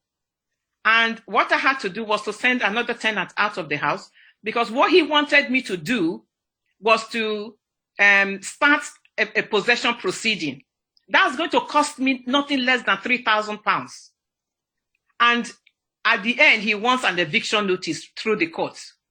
And I said to my other tenant, please, you have to leave so that the number remains 4. So it's something that one has to be very careful when you're dealing with, especially homes in multiple occupation. They said if the kitchen is too hot for you, you have to get out of it. So you have to have a thick skin to be able to deal with people who come to homes like this. So get very careful. EPC is the Energy Performance Certificate. It's now a must for properties that are being rented out. The agent will request for it, but they have a situation where you have 28 days to present it. So they can start marketing it, but if they find a tenant, they have to have the certificate before you can move the tenant in. And it just basically deals with the energy efficiency of the property. Now, you find that most of the newer properties don't have this issue, but the older ones, they have. When you are dealing with very old central heating system, or if you have a property that is in the loft and there is no adequate loft installation. So you have all these things.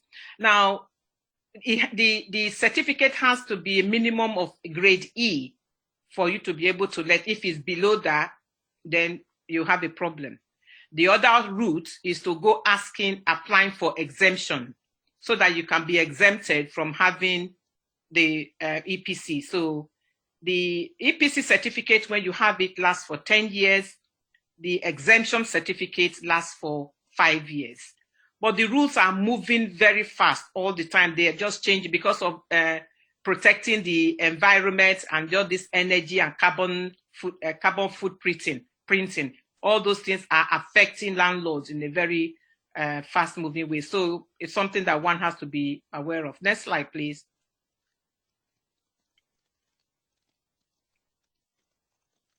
Oh, right. Okay. Your legal mode, vehicle. I think it's gone the wrong way around. Okay. The big why. Now, property is an interesting business and an exciting one. I can say that because I come alive when you talk about property, because I enjoy every aspect of it. The big why. Why are you going into property? What is your goal? If you don't have a goal, you're just going to do things all over the place. So I talked about whether you're dealing with your goal will determine your vehicle. Whether you're going to be a sole trader or a partnership, limited liability partnership, a limited company, all these ones, they have various ways of extracting money out of whichever vehicle you use. But you need to prepare yourself. You need to have knowledge, you need to have information. Who are the people dealing with it? Who are you yourself? What is your background? What is your knowledge? How much are you prepared to learn? Those things are very important. Business plan, Mr. Jerry Patney, he mentioned that. It's very important for you to have a business plan. We had that problem. We didn't think we were going into business because we just run it. It's a property investment. And so we didn't have a business plan. You end up just going round and round and round in circle. Please make sure you do that. Then your power team. Who are those in your team? Who is your solicitor? Who is your accountant? Who is your architect? Who is your builder? Who is your electrician? Who is your gas safety man? All these people, they make up the team. If you are going into property business, you have to have relationship with all these people, because a tenant will call you 12 midnight. There is no electricity, or there is no gas, or the water has gone out. You have to be able to send somebody there, or you have to get out of bed and go and sort it out. So these are all the things that you need to consider and make sure you have in place when you go, because it's your legal responsibility to ensure that the house that the tenant live in is adequate or is habitable. Okay, next slide. Next slide. Okay. Right. Contractual legal, your legal contract with the lenders. You will not have a buy-to-let business if you don't have lenders or if you don't have money to buy the property. So your relationship with the mortgage lenders has to be on a very sound footing.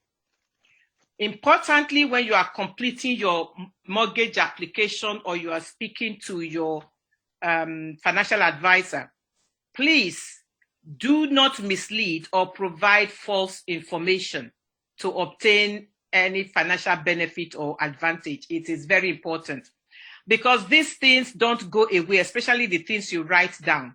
They might pull it out 5 years, 10 years later. And if they find that you have misled them, they will call in the loan immediately. And you have to redeem the loan or redeem the mortgage. If they find that you have given information, maybe you have falsified your income, or you have told them you have a deposit somewhere when in fact you are going to borrow it, or your credit card or whatever.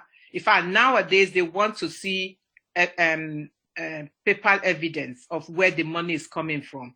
And they also deal with money laundering. If people who deal in cash, they want to see paper trail. If 10,000 suddenly land in your account, they want to know where that 10,000 came from, and they will go to the source of the 10,000. So it's something you have to be open and straightforward with them. The other aspects when you are dealing with lenders is I'll also chip in the HMRC aspect of it, which is the stamp duty. There is the people wanting to reduce the amount of stamp duty or whatever they are paying. Make sure you do it within the law. It is very important. because the problem that comes after it is not worth it at all. So then once you've taken the mortgage, you have obligation to pay your monthly repayment, whether the property is let or not. You can't tell the lender, oh, the property is empty, so I can't pay. I can't pay the mortgage this time. Apart from the fact, apart from this recently, when the government has given a blanket 3 months holiday for because of the COVID-19 situation.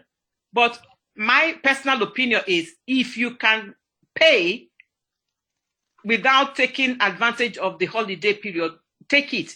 Just pay it and forget about the holiday period, because it will catch up. You will still have to pay it anyway. And it's just money that you have accumulated and you have to pay it later. So pay it. If the tenants are there, pay. Then what the other, not to live in the property as your residence. Now, if you have a buy-to-let mortgage, one of the conditions or the undertaking that you gave when you signed the document is that you will not live in the property. If you live in the property, then you are in breach of the mortgage terms. It is for letting. It is not a private residence. If they find out that you are living in a buy-to-let property, then they will either ask you to redeem the mortgage, or they will want to turn it into a residential one. And it's like making a new application. Keep the property insured and not left unoccupied for more than 30 days. Now, this is usually part of the insurance as well. If the property is going to be empty for 30 days or more, then you have to let them know. You have to put things in place to make sure that the house will be protected in case there's fire or whatever damage that might happen. So keep the property in good state of repairs. That's also good for you anyway, to make sure that the property does not devalue because it's been left empty. Next slide, please. Contractual terms, the tenants. Right, these are the reason why you are in business. The tenants, if you have no tenants, there is no business. So you have to look after your tenants. And the first contractual relationship you have is to have a valid assured short hold tenancy agreement. Very, very important. I have come across places where people will say, no, it was just a verbal agreement. They were desperate, so I let them in. No, no, no, don't do that. Because they might be desperate to move in. By the time they get in, they will not be desperate anymore, and you can't get them to do anything. So it's very important you do that. You make sure you have your tenancy agreement in place. And then earlier I said the comprehensive inventory. So inventory, they are coming in all shape and sizes now. There are photos, there are videos, and there are even voiceover to actually describe every detail. They look at the skirting board. You look at the glass, like the glass in the bathroom. You have to specify that there is no scratch and there is no crack. Everything is intact. Mirror on the wall, you have to describe. It's very detailed. These work hand in hand with your deposit scheme. If you don't have a comprehensive inventory, you just have to give the full deposit to the tenants without any deduction. I think Dr. Kini mentioned this one earlier, effective check-in. You have to check them in, show them how the various appliances work and where the various things are, like your stop cock for the water, and where the meters are, and how to run, whether it's washing machine or dishwasher. And as part of the relationship you have, the tenant is entitled to peaceful enjoyment of the property. Even if he hasn't paid, he is entitled to peaceful enjoyment. Okay? And you do regular inspection. That's part of your contractual relationship. Regular inspection, 3 or 6 monthly, and you send a report to the tenant to say, this is what I have found. This is what you need to amend. This is what is okay. And then you carry on. So it's very important that things are done properly. If they are not done properly, when you come to court, you're just going to waste your money, because whether you like it or not, the law is weighed heavily in favor of the tenants. Okay. The other contractual relationship you have is the insurance companies. You have the building insurance. You have to keep the building insured. Is one of the requirements for your mortgage. And if it's a furnished let, you have to either you insure the content or you get the tenants to insure the content, whichever one. Preferably you insure the content and then you get the tenants to pay, or you add it to their rent. The rent guarantee insurance, you do this for when a tenant falls on hard time and is not able to pay. So the insurance company will pay the rent for the period or for a certain period, depending on the scheme that you are on. Emergency insurance, this is for urgent repairs. If the central heating eventually suddenly breaks down and you haven't got any money, but if you are insured, you can always do that. The other people you have relationship with are the letting agent. Now, personally, this is my own personal preference. I will use the letting agent to source for tenants, good tenants. So they are a good resource to find tenants and to set up tenancy, the tenancy agreement. But you have to manage the letting agent. So if you are doing full management, you have effective management regime of the agent, because sometimes we have been in that situation where you give the letting agent, say, full management, and they haven't been there for 6 months. You don't even know what is happening, and they don't know what is happening. By the time you ring them to say, how is it going? They say, we'll let you know. And then that's when they run up to the property to go and inspect it, and they find that it's like a bomb has been thrown there. So manage your agent.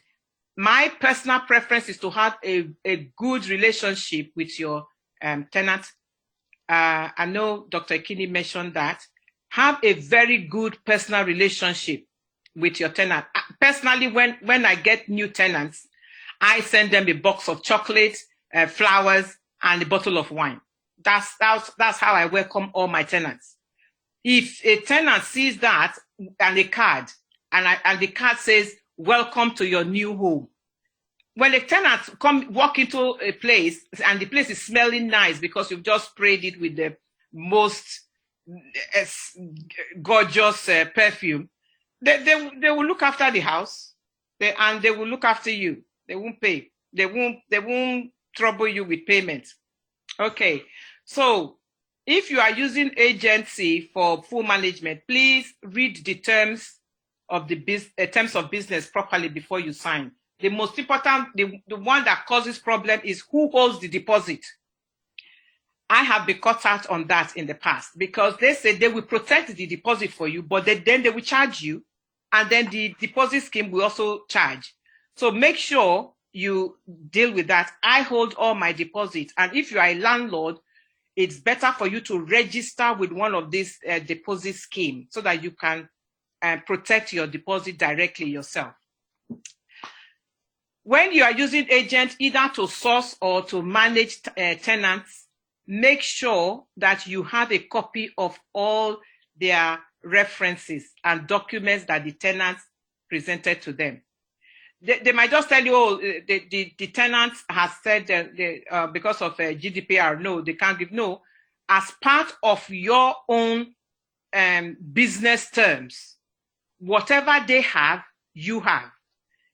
And it's because they are not managing your property, if anything happens, if they default, then you'll be able to go directly to the tenants, and you know who their references are, and then you know who their guarantors are, and then you can contact those people directly.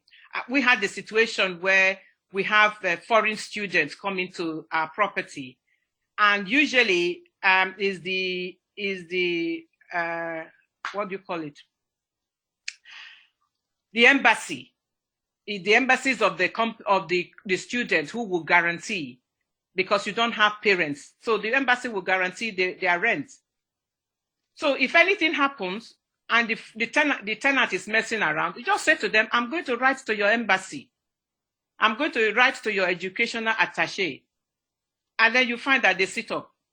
So it's good for you to have, and if you don't have those documents, you can't do anything. So establish your relationship with the tenants, make them welcome. And although there's no legal obligation to do that, but common sense says do it. Next slide, please. General law of the land. The law of tort.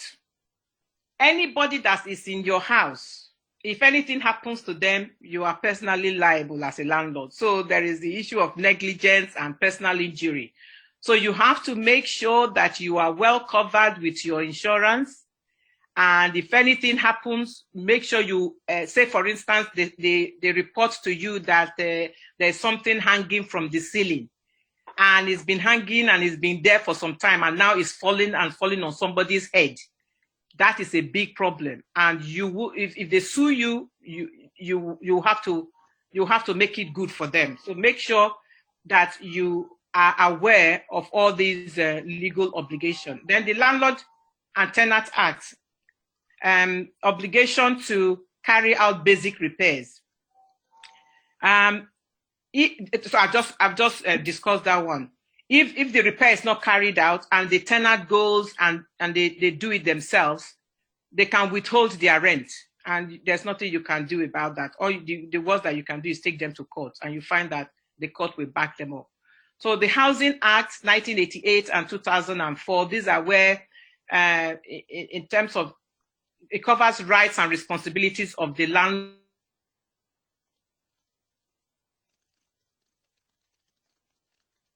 most of their power from licensing. And there is also a criminal offense. Internet is unstable. Okay, sorry. There is a criminal law. I find this in a lot of the issues that landlord and tenant has. You find that a tenant hasn't paid for some time, and then the landlord goes around to knock on the door and say you haven't paid, and the tenant says don't come back again, or I'll call the police because you are harassing me. And they have a legal right to call the police for harassment. So make sure you have a way of dealing with either late rent or unpaid rent. You don't necessarily have to go physically, because they will say you are you're using threatening behavior. And I've also found people where they say somebody hasn't paid, or they haven't heard from the tenant for some time, and they go into the house and pack their stuff. That is unlawful eviction.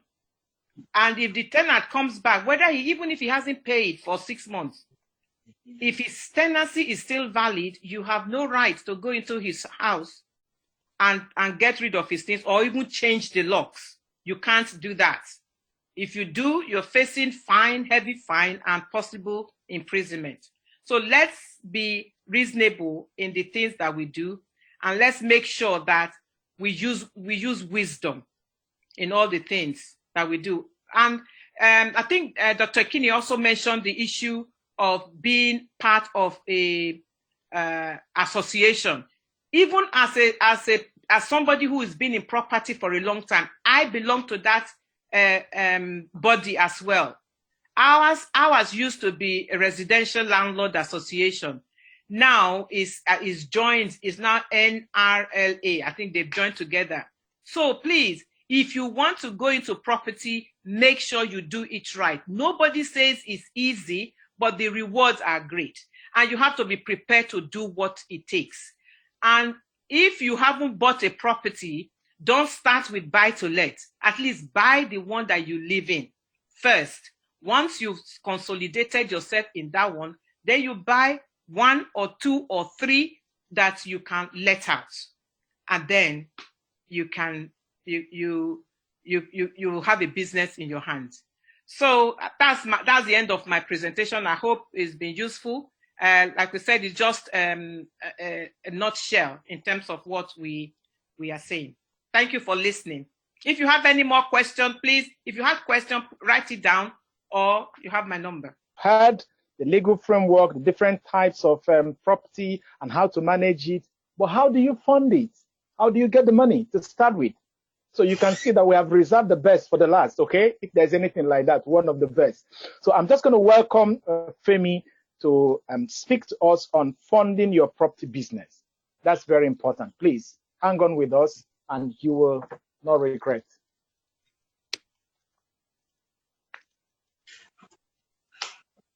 Hi, everybody. Can you hear me? Yes, we can hear you. Excellent, excellent.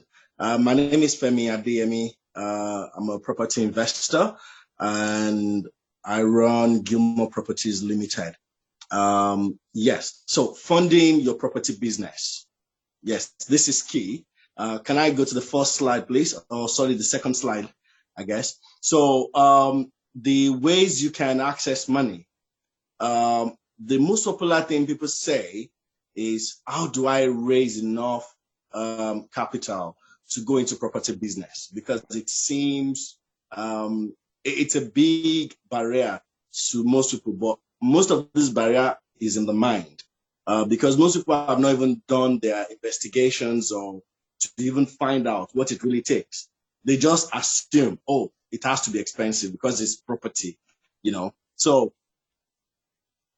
personal savings, it's always good if you can buy maybe the first property, if you have enough savings to have as deposits for your first property. That's always good. Not everybody starts with that. I didn't have personal savings to start, to be honest with you. Auntie Ellen would be laughing because she knows how we started and we didn't have a lot of money to start. But personal savings is good.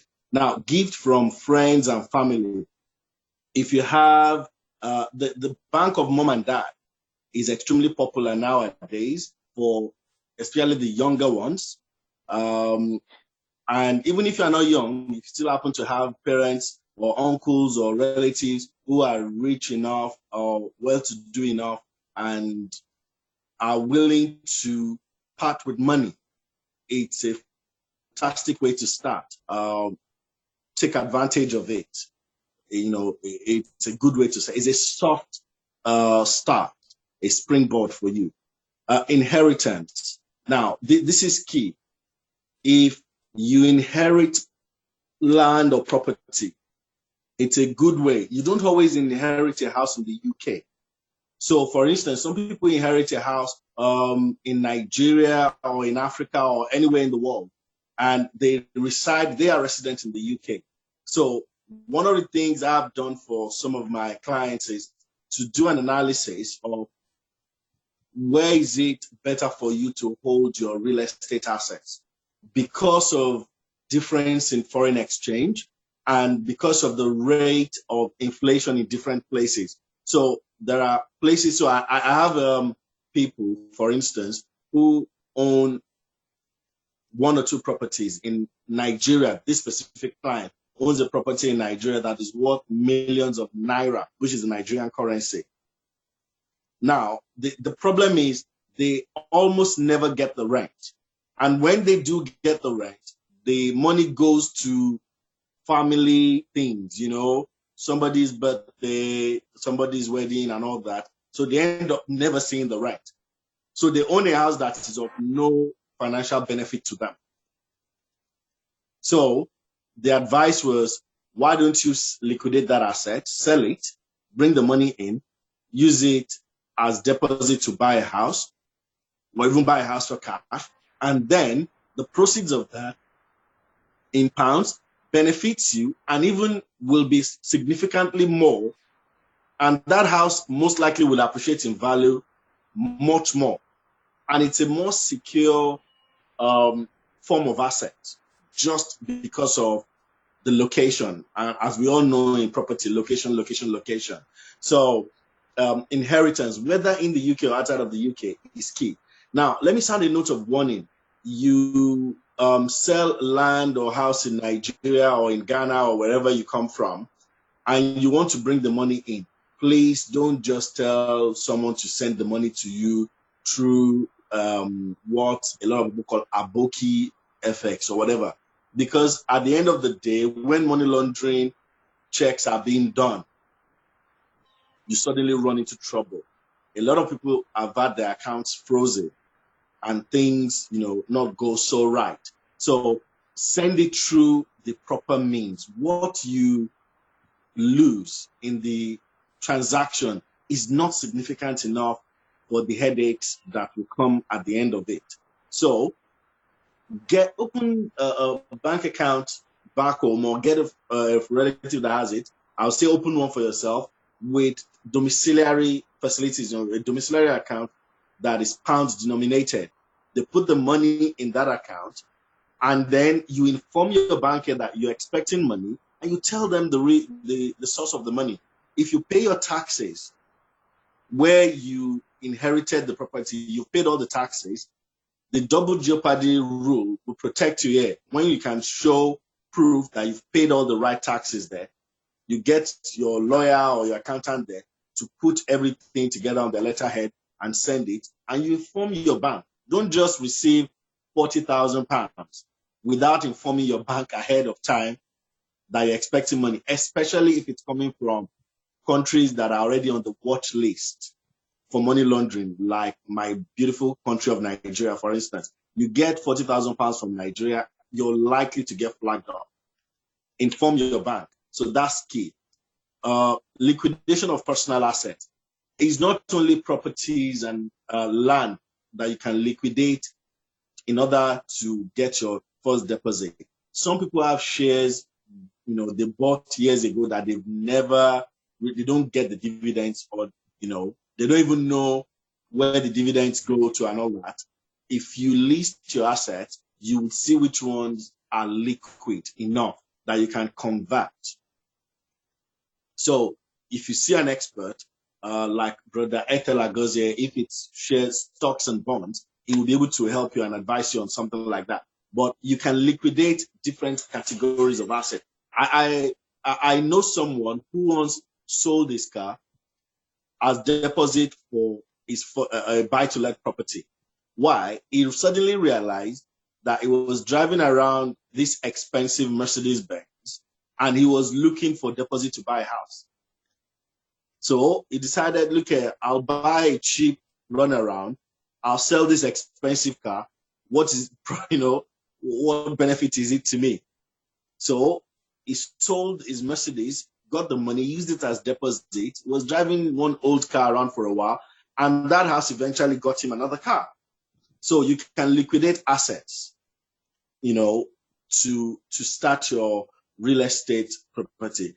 And also you can release equity. Now, I'll sign a note of caution also. So you own a house already, you've been paying your mortgage for a while, you have equity. Equity is basically the gap between what you owe the bank and the value of your house. So you bought the house years ago, maybe hypothetically, you bought it for £200,000. It's now worth £400,000. So in that sense, you have £200,000 equity in it. I would never advise you to take all of the equity out. It's always good to have, enough, so that if the market, is rocked by anything, you are not in negative equity. You can take out £100,000, spread it out as deposit on 1, 2, 3 houses. That's the way some people get into real estate. So those are the initial, what I refer to as personal funds. So these means of funding your business, they are personal to you. These are the things that are yours already, that you convert, you liquidate to start the property business. Let's go to next slide. So external sources of funding. These are sources of funding that are not necessarily 100% under your control. They are not it's not your money in that sense, or your family and friends' money. So credit card, big note of caution. Credit card is very expensive way of borrowing money. Very expensive way of borrowing money. But if you have a very good job and your cash flow situation is fantastic, such that if you were to use your credit card, you know that you'll be able to more than not just make minimum payment, pay it off in a short while. Maybe you're the type of person that you know you don't have good saving habits, but you make good money. So you know that if you were to use your credit card in 4 or 5 months, you can pay it back, because if you can see the money you owe on your credit card, maybe you might not go on that expensive holiday, or you might not buy Costa coffee, but you will pay it back. Only on those conditions that your cash flow situation is very good, you've got good saving, but credit card, don't just use it unless you can handle credit card. Personal loans. Now, the banks frown on credit card and personal loans, using it to start your business nowadays. As in, if you want to get a mortgage and the way you're trying to produce your deposit is a personal loan from another bank or a credit card, most likely you will not get that mortgage. And please don't lie to them. Don't lie to them. I won't encourage you to do that. The only way personal loan can possibly work is maybe the personal loan is not from a bank, so it's not going to attract interest. So, and maybe the person giving you the personal loan is flexible. So they're saying, okay, you can take your time paying about something, but the arrangement is flexible enough. So there are things that you are allowed to do, but might not necessarily be very sensible to do. That will be your own judgment call. There are things that you are not allowed to do. Just don't bother checking it out. If you are not allowed to do it, don't bother with it. But I've just put this down because people have used this before in times past. So, but I don't think you will get a mortgage if you're using credit card as your deposit. I don't think you will get it. People have done it in time past. So, but I don't think it goes now. But but I'll later come back to you on how some people are able to use credit card and personal loans if you're not necessarily starting the business from getting a mortgage. Like Uncle Nusa gave an example of, you can start your property business from management. You manage other people's property in order to save money as a second income stream, so that you can build up enough capital. So you can start that business with a credit card. So you don't need an office. You can do it from home. You train yourself and you start, advertising, and then you start getting up these properties to manage. So you set up a management company. That nothing stops you from setting up a management company, using your credit card or personal loan.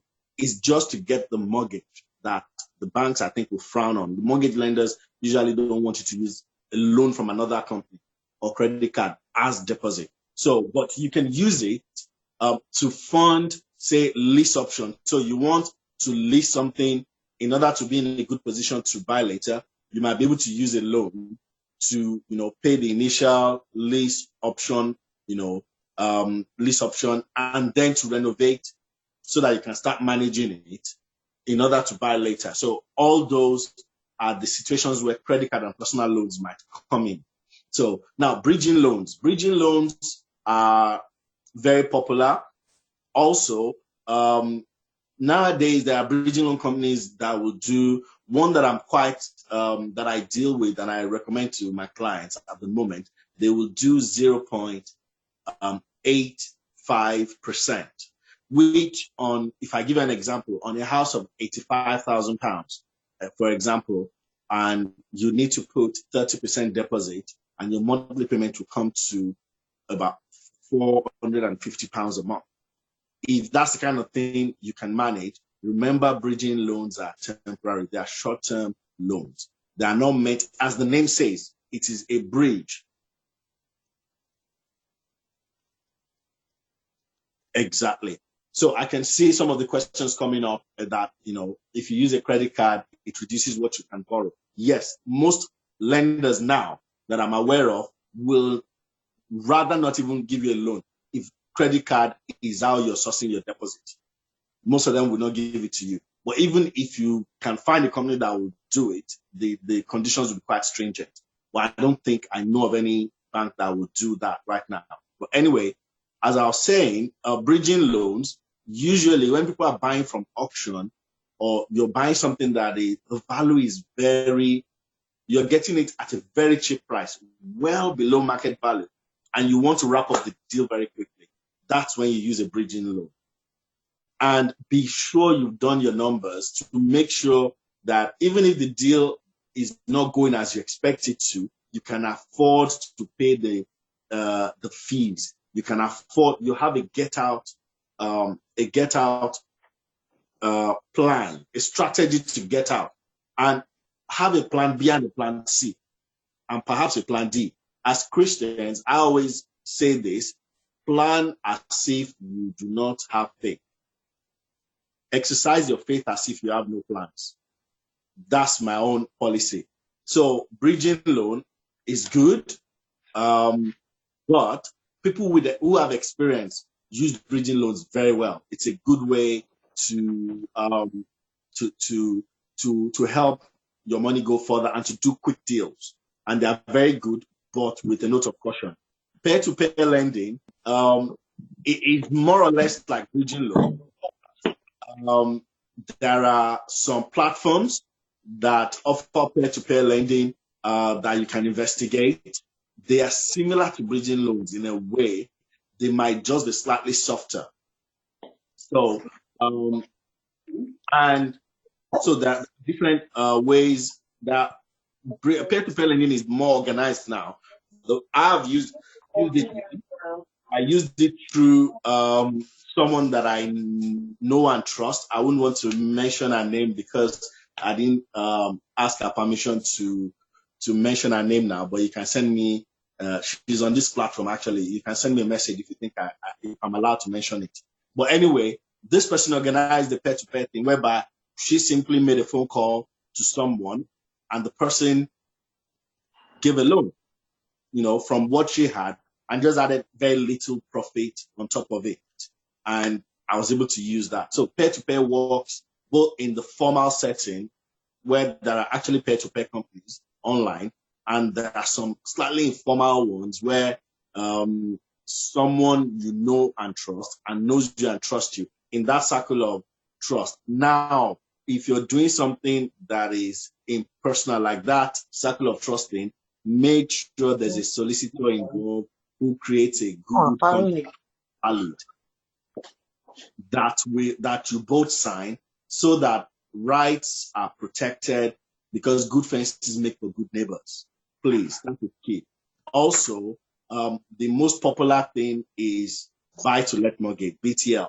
Buy-to-let mortgage is what virtually, I'll say 99% of investors use. Very few people just buy outright. Even those who buy in cash, most of the time will then get a mortgage afterwards. So, but buy-to-let mortgage is perhaps the most popular thing, and you get to make the deposit. Now, sometimes for buy-to-let mortgage, they will allow you to use a gift as, most of the time, they will allow you to use a gift, but they might require the person giving you a gift to write you a letter that they do not expect you to pay back, and to write a letter saying this is a gift, and sometimes they might do money laundering checks on them too, to be sure that the person giving you the gift also got the money in a legal manner. Next slide. I'm trying to, next slide, please. I'm trying to be very quick so that we can wrap this up quickly. So other sources of funding. Now, other speakers have mentioned lease to buy. So I still mention this as part of funding, in that for people who have the zeal and the get up and go, are really keen to start, but you do not have the money and you do not have, it might take a long time to save it. So it's one of the ways to start your property investment and business is to look for and then the option to buy later. So you're a tenant that is able to fix the property up and then let it out to others. And then you pay an ongoing rent, but you might still be making, it might create good cash flow for you. And then you're able to buy later. And also, sometimes you sell the deal on. If you put it, you get your solicitor to put it in the initial deal that you have the option to assign. So that means it's just legal term for saying I can sell this deal to somebody else. So I can say, okay, I've put this lease option deal together. It's there. My right or my option to buy, I then look for somebody else and say, look here, I've got this deal. It's already cooked, ready to eat. You come and exercise that option and take it on and just pay me £5,000 or pay me £10,000. If there's enough equity in it for them, so the house that you got for 200,000 is now worth 300,000, and they are able to get that house for 200,000 as you locked it down there. To make £100,000, there are people who will give you 20, even 30,000. Say, if I do it and it works, I'll pay you this amount. That might give you enough deposit for you to go and buy something else. So lease option is a good way to get in. It will take a lot of work at the beginning to find, to source it. Before a lot of people got to know about lease option, those who knew about it were making a killing. But now that a lot more people know about it, there are not many of them around and not as cheap as before. But they are still there if you're willing to do the legwork. And so another thing is joint venture. Joint ventures are very good. JV, it's simply a way 2, 3, 4 people can come together to do a deal that you cannot do on your own. So, but like I said, if you are getting involved in business or any transaction with anybody, no matter who they are your best friend or whatever, good fences make for good neighbors. Speak to a good solicitor to create the legal framework for your joint venture, for the collaboration, so that all your rights are protected and their rights. So that if someone you go into, we've seen this before. I have clients that it's happened to. You go into business with your best friend to buy a house together. You form a company. You buy a house together. Then 2, 3 years down the line, you've bought 2, 3 houses. And then this family, the wife, your friend's wife gets a job in America and the family relocates to America. And now you're left to run the whole company and you're doing everything all by your own. And then your friend suddenly comes around and says, look, I need us to sell everything because I need my own part of the money to buy a house in America. What do? It might not be a good time for you to sell. If you sell, you might be selling at a loss, or you might not be making good money. Or the original plan was to hold it long term. But your friend's circumstances have changed now. And now he wants his money. If you have not set the legal framework to say, if one party is opting out, what are the exit strategy and everything? If you've not put in it, if you've not codified the relationship, it becomes a massive problem that can strain and break relationships. So joint venture, but it's a fantastic way to do business if you do it right. Because while one will chase 1,000, 2 will chase 10,000, there's that power of exponential increase when people collaborate. But if you do it right, next slide, if there's any. I believe this is the end. I've tried to keep it short and sweet. Any questions? I noticed a question came up earlier, but if there's any other question, please. Thank you very much. Oh, thank you so much. I'm just looking through. Thank you, Femi, for the insights. I'm looking through the charts now, and I can't seem to have more questions. But there is a question here. Someone wrote around 5:04 p.m. What is the future of Airbnb in the light of COVID-19? Can Airbnb properties be easily converted to normal letting? Is there any law that guides this form of transaction? I think it depends on what the property was used for. Was it Airbnb? Because some local authorities, they want, if you're doing Airbnb, they want to know. So it's not enough to just start it. if you did not register it as an Airbnb and it's not on any record as Airbnb, it was just a buy-to-let, that you, Okay. because of maybe a gap in the tenancy, you decided to use it for Airbnb for a short period, then you can go back to your usual tenancy. But if you registered it as an Airbnb with all the legal framework that goes with that, then you have to revert it to ordinary letting. Okay. Another question says, is there a UK law that guides on the rate and frequency of rent increase for buy-to-let properties? No. What I was saying is, it depends on the tenancy. You can't increase rent halfway through a tenancy. So if you have a tenancy for 12 months, you can't increase it halfway through, say, in 6 months' time, unless you actually have it as part of your tenancy agreement. Okay. It says again, I think it's still the same person. What are allowable expenses on buy-to-let properties for tax purposes? Well, can I come in there? Okay. We cannot deal with all that in this seminar because it's quite a lot. So that would require another seminar to deal with. When we're dealing with taxes. When we're dealing with taxes and all, there's quite a lot to. There are a lot of expenses that are liable, others are not. Then of course you have to work with your accountant. I see another comment here. So the gas safety certificate is definitely an annual requirement. The electrical safety, yes, that has already been mentioned during the presentation of management. Gas certificate and the electric certificate are important, and so is the EPC, the energy certificate. Mandatory. The EPC is these are mandatory.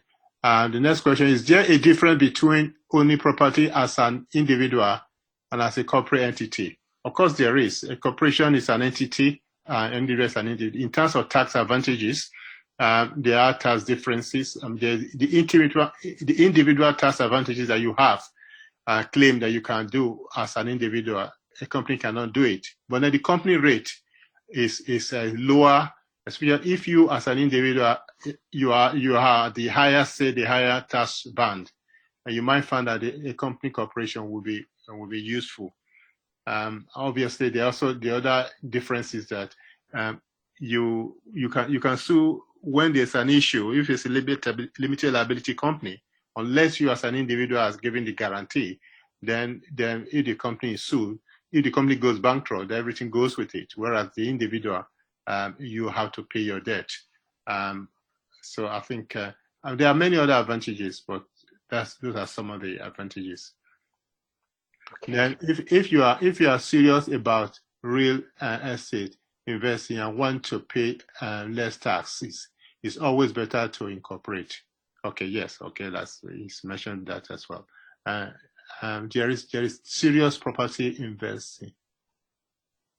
Okay, so that is it. And I mean, there are some. If you are only one or two properties in corporation, there are costs involved in corporation. They have a cost involved corporation that are not necessarily as a personal. We've looked at both sides of the coin. It just depends. In the individual circumstance. It depends on individual circumstance. Yes, yeah. But if you are beginning to own 2, 3, 4 property and beyond, okay. Yeah. So speak to your accountant, or you can speak to us outside this meeting. Okay. I think we have to begin to draw this meeting to a close now. Yeah. I would like to hand over to Uncle Nosa to give us the next 2 things, the next meeting schedule, and then guidance on the feedbacks for presenting, the guidance for our feedback and the presentation slides. Uncle, please, could you just round up? Okay. Thank you very much for staying with us this time. I know some of you are on Facebook as well. You should be hearing me. And basically, these meetings are going to be held every 3rd Saturday of the month, 4 to 6 p.m. UK time. And that is there are taster sessions There are usually more you need to learn about the subject, but we will definitely point you in the right direction. And the next one is going to be on the 18th of July, which is the third Saturday, and subsequently on every other third Saturday. Depending on the month, we will focus on various aspects of our businesses. And we always deal with a generic business issue like business plan today. We also deal with a biblical economic issue like that we did today on covenant reasons for wealth. And then we'll deal with a business issue as well. And in the future, we also want to look at showcase different type of businesses. And of course, career. We are going to be doing a special section in August on careers generally. Choosing a career, maintaining a career, exiting a career, all that needs to be looked at. And then investments. We are hoping to do a bit of share dealing, how to invest in shares in the next meeting. So those are some of the things we plan to do. Engage with us. If you want to, you can send us an email, and the email is bic.forum2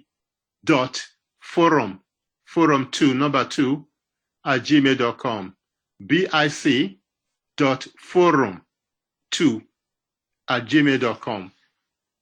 And you will be getting an email. All those of you that are registered, and I think most of you will be getting an email after this meeting asking for a feedback. And once we get your feedback back, then we can send you the presentation of today. Thank you very much. Over to you. All right. I want to call on our beloved brother Reverend from London NCC Church to help us say the closing prayer. Well done, everybody. Thank you for joining. And let's just pray. Father, we thank you for such a time as this. Thank you because in your mind you have us to be able to prosper, and we understand the reason why. We ask for God that will be faithful and diligent in what we have committed into our hands, both to be able to prosper the kingdom. We ask, Lord, that the wisdom that we have acquired today, the understanding and the knowledge, Lord, will translate into something profitable in the name of Jesus. We bless everyone that has made a presentation or the other. The time that they've spent preparing these kind of things cost a lot of money, but they've spent their time. We ask that you reward them in return in the name of Jesus. Lord, we ask that you help us to prepare again for the next one, something that will benefit your people and the kingdom. We give you all the praise and all the glory. In Jesus' name we pray. Amen. Amen. Just before we share the grace, please, I will not forget to recognize the effort and the input of our beloved brother, Dr. Efosa Ubawem. He's been behind the technical architecture, making sure that all the slides and everything works well today. We had a lot of glitches last time, and today he's been able to put us through. And also our senior pastor, Reverend Dr. Michael Odudikwe, who, in spite of all the his busy schedule, was also able to make it here today, and many other people. Thank you so much for coming around, and we look forward to having a wonderful time. Please, your feedback is very, very important to us. That will give us guidance on where to improve and what next to do. Amen. So may we share the grace in fellowship now. The grace of our Lord Jesus Christ, The love of God, and the fellowship of the the Holy Spirit be with be us with us now now and forevermore. forevermore. Amen.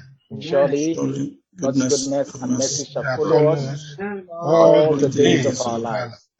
and we shall We Dwell shall in the dwell house of the in Lord forever forever and and ever. ever. Amen. Thank you all.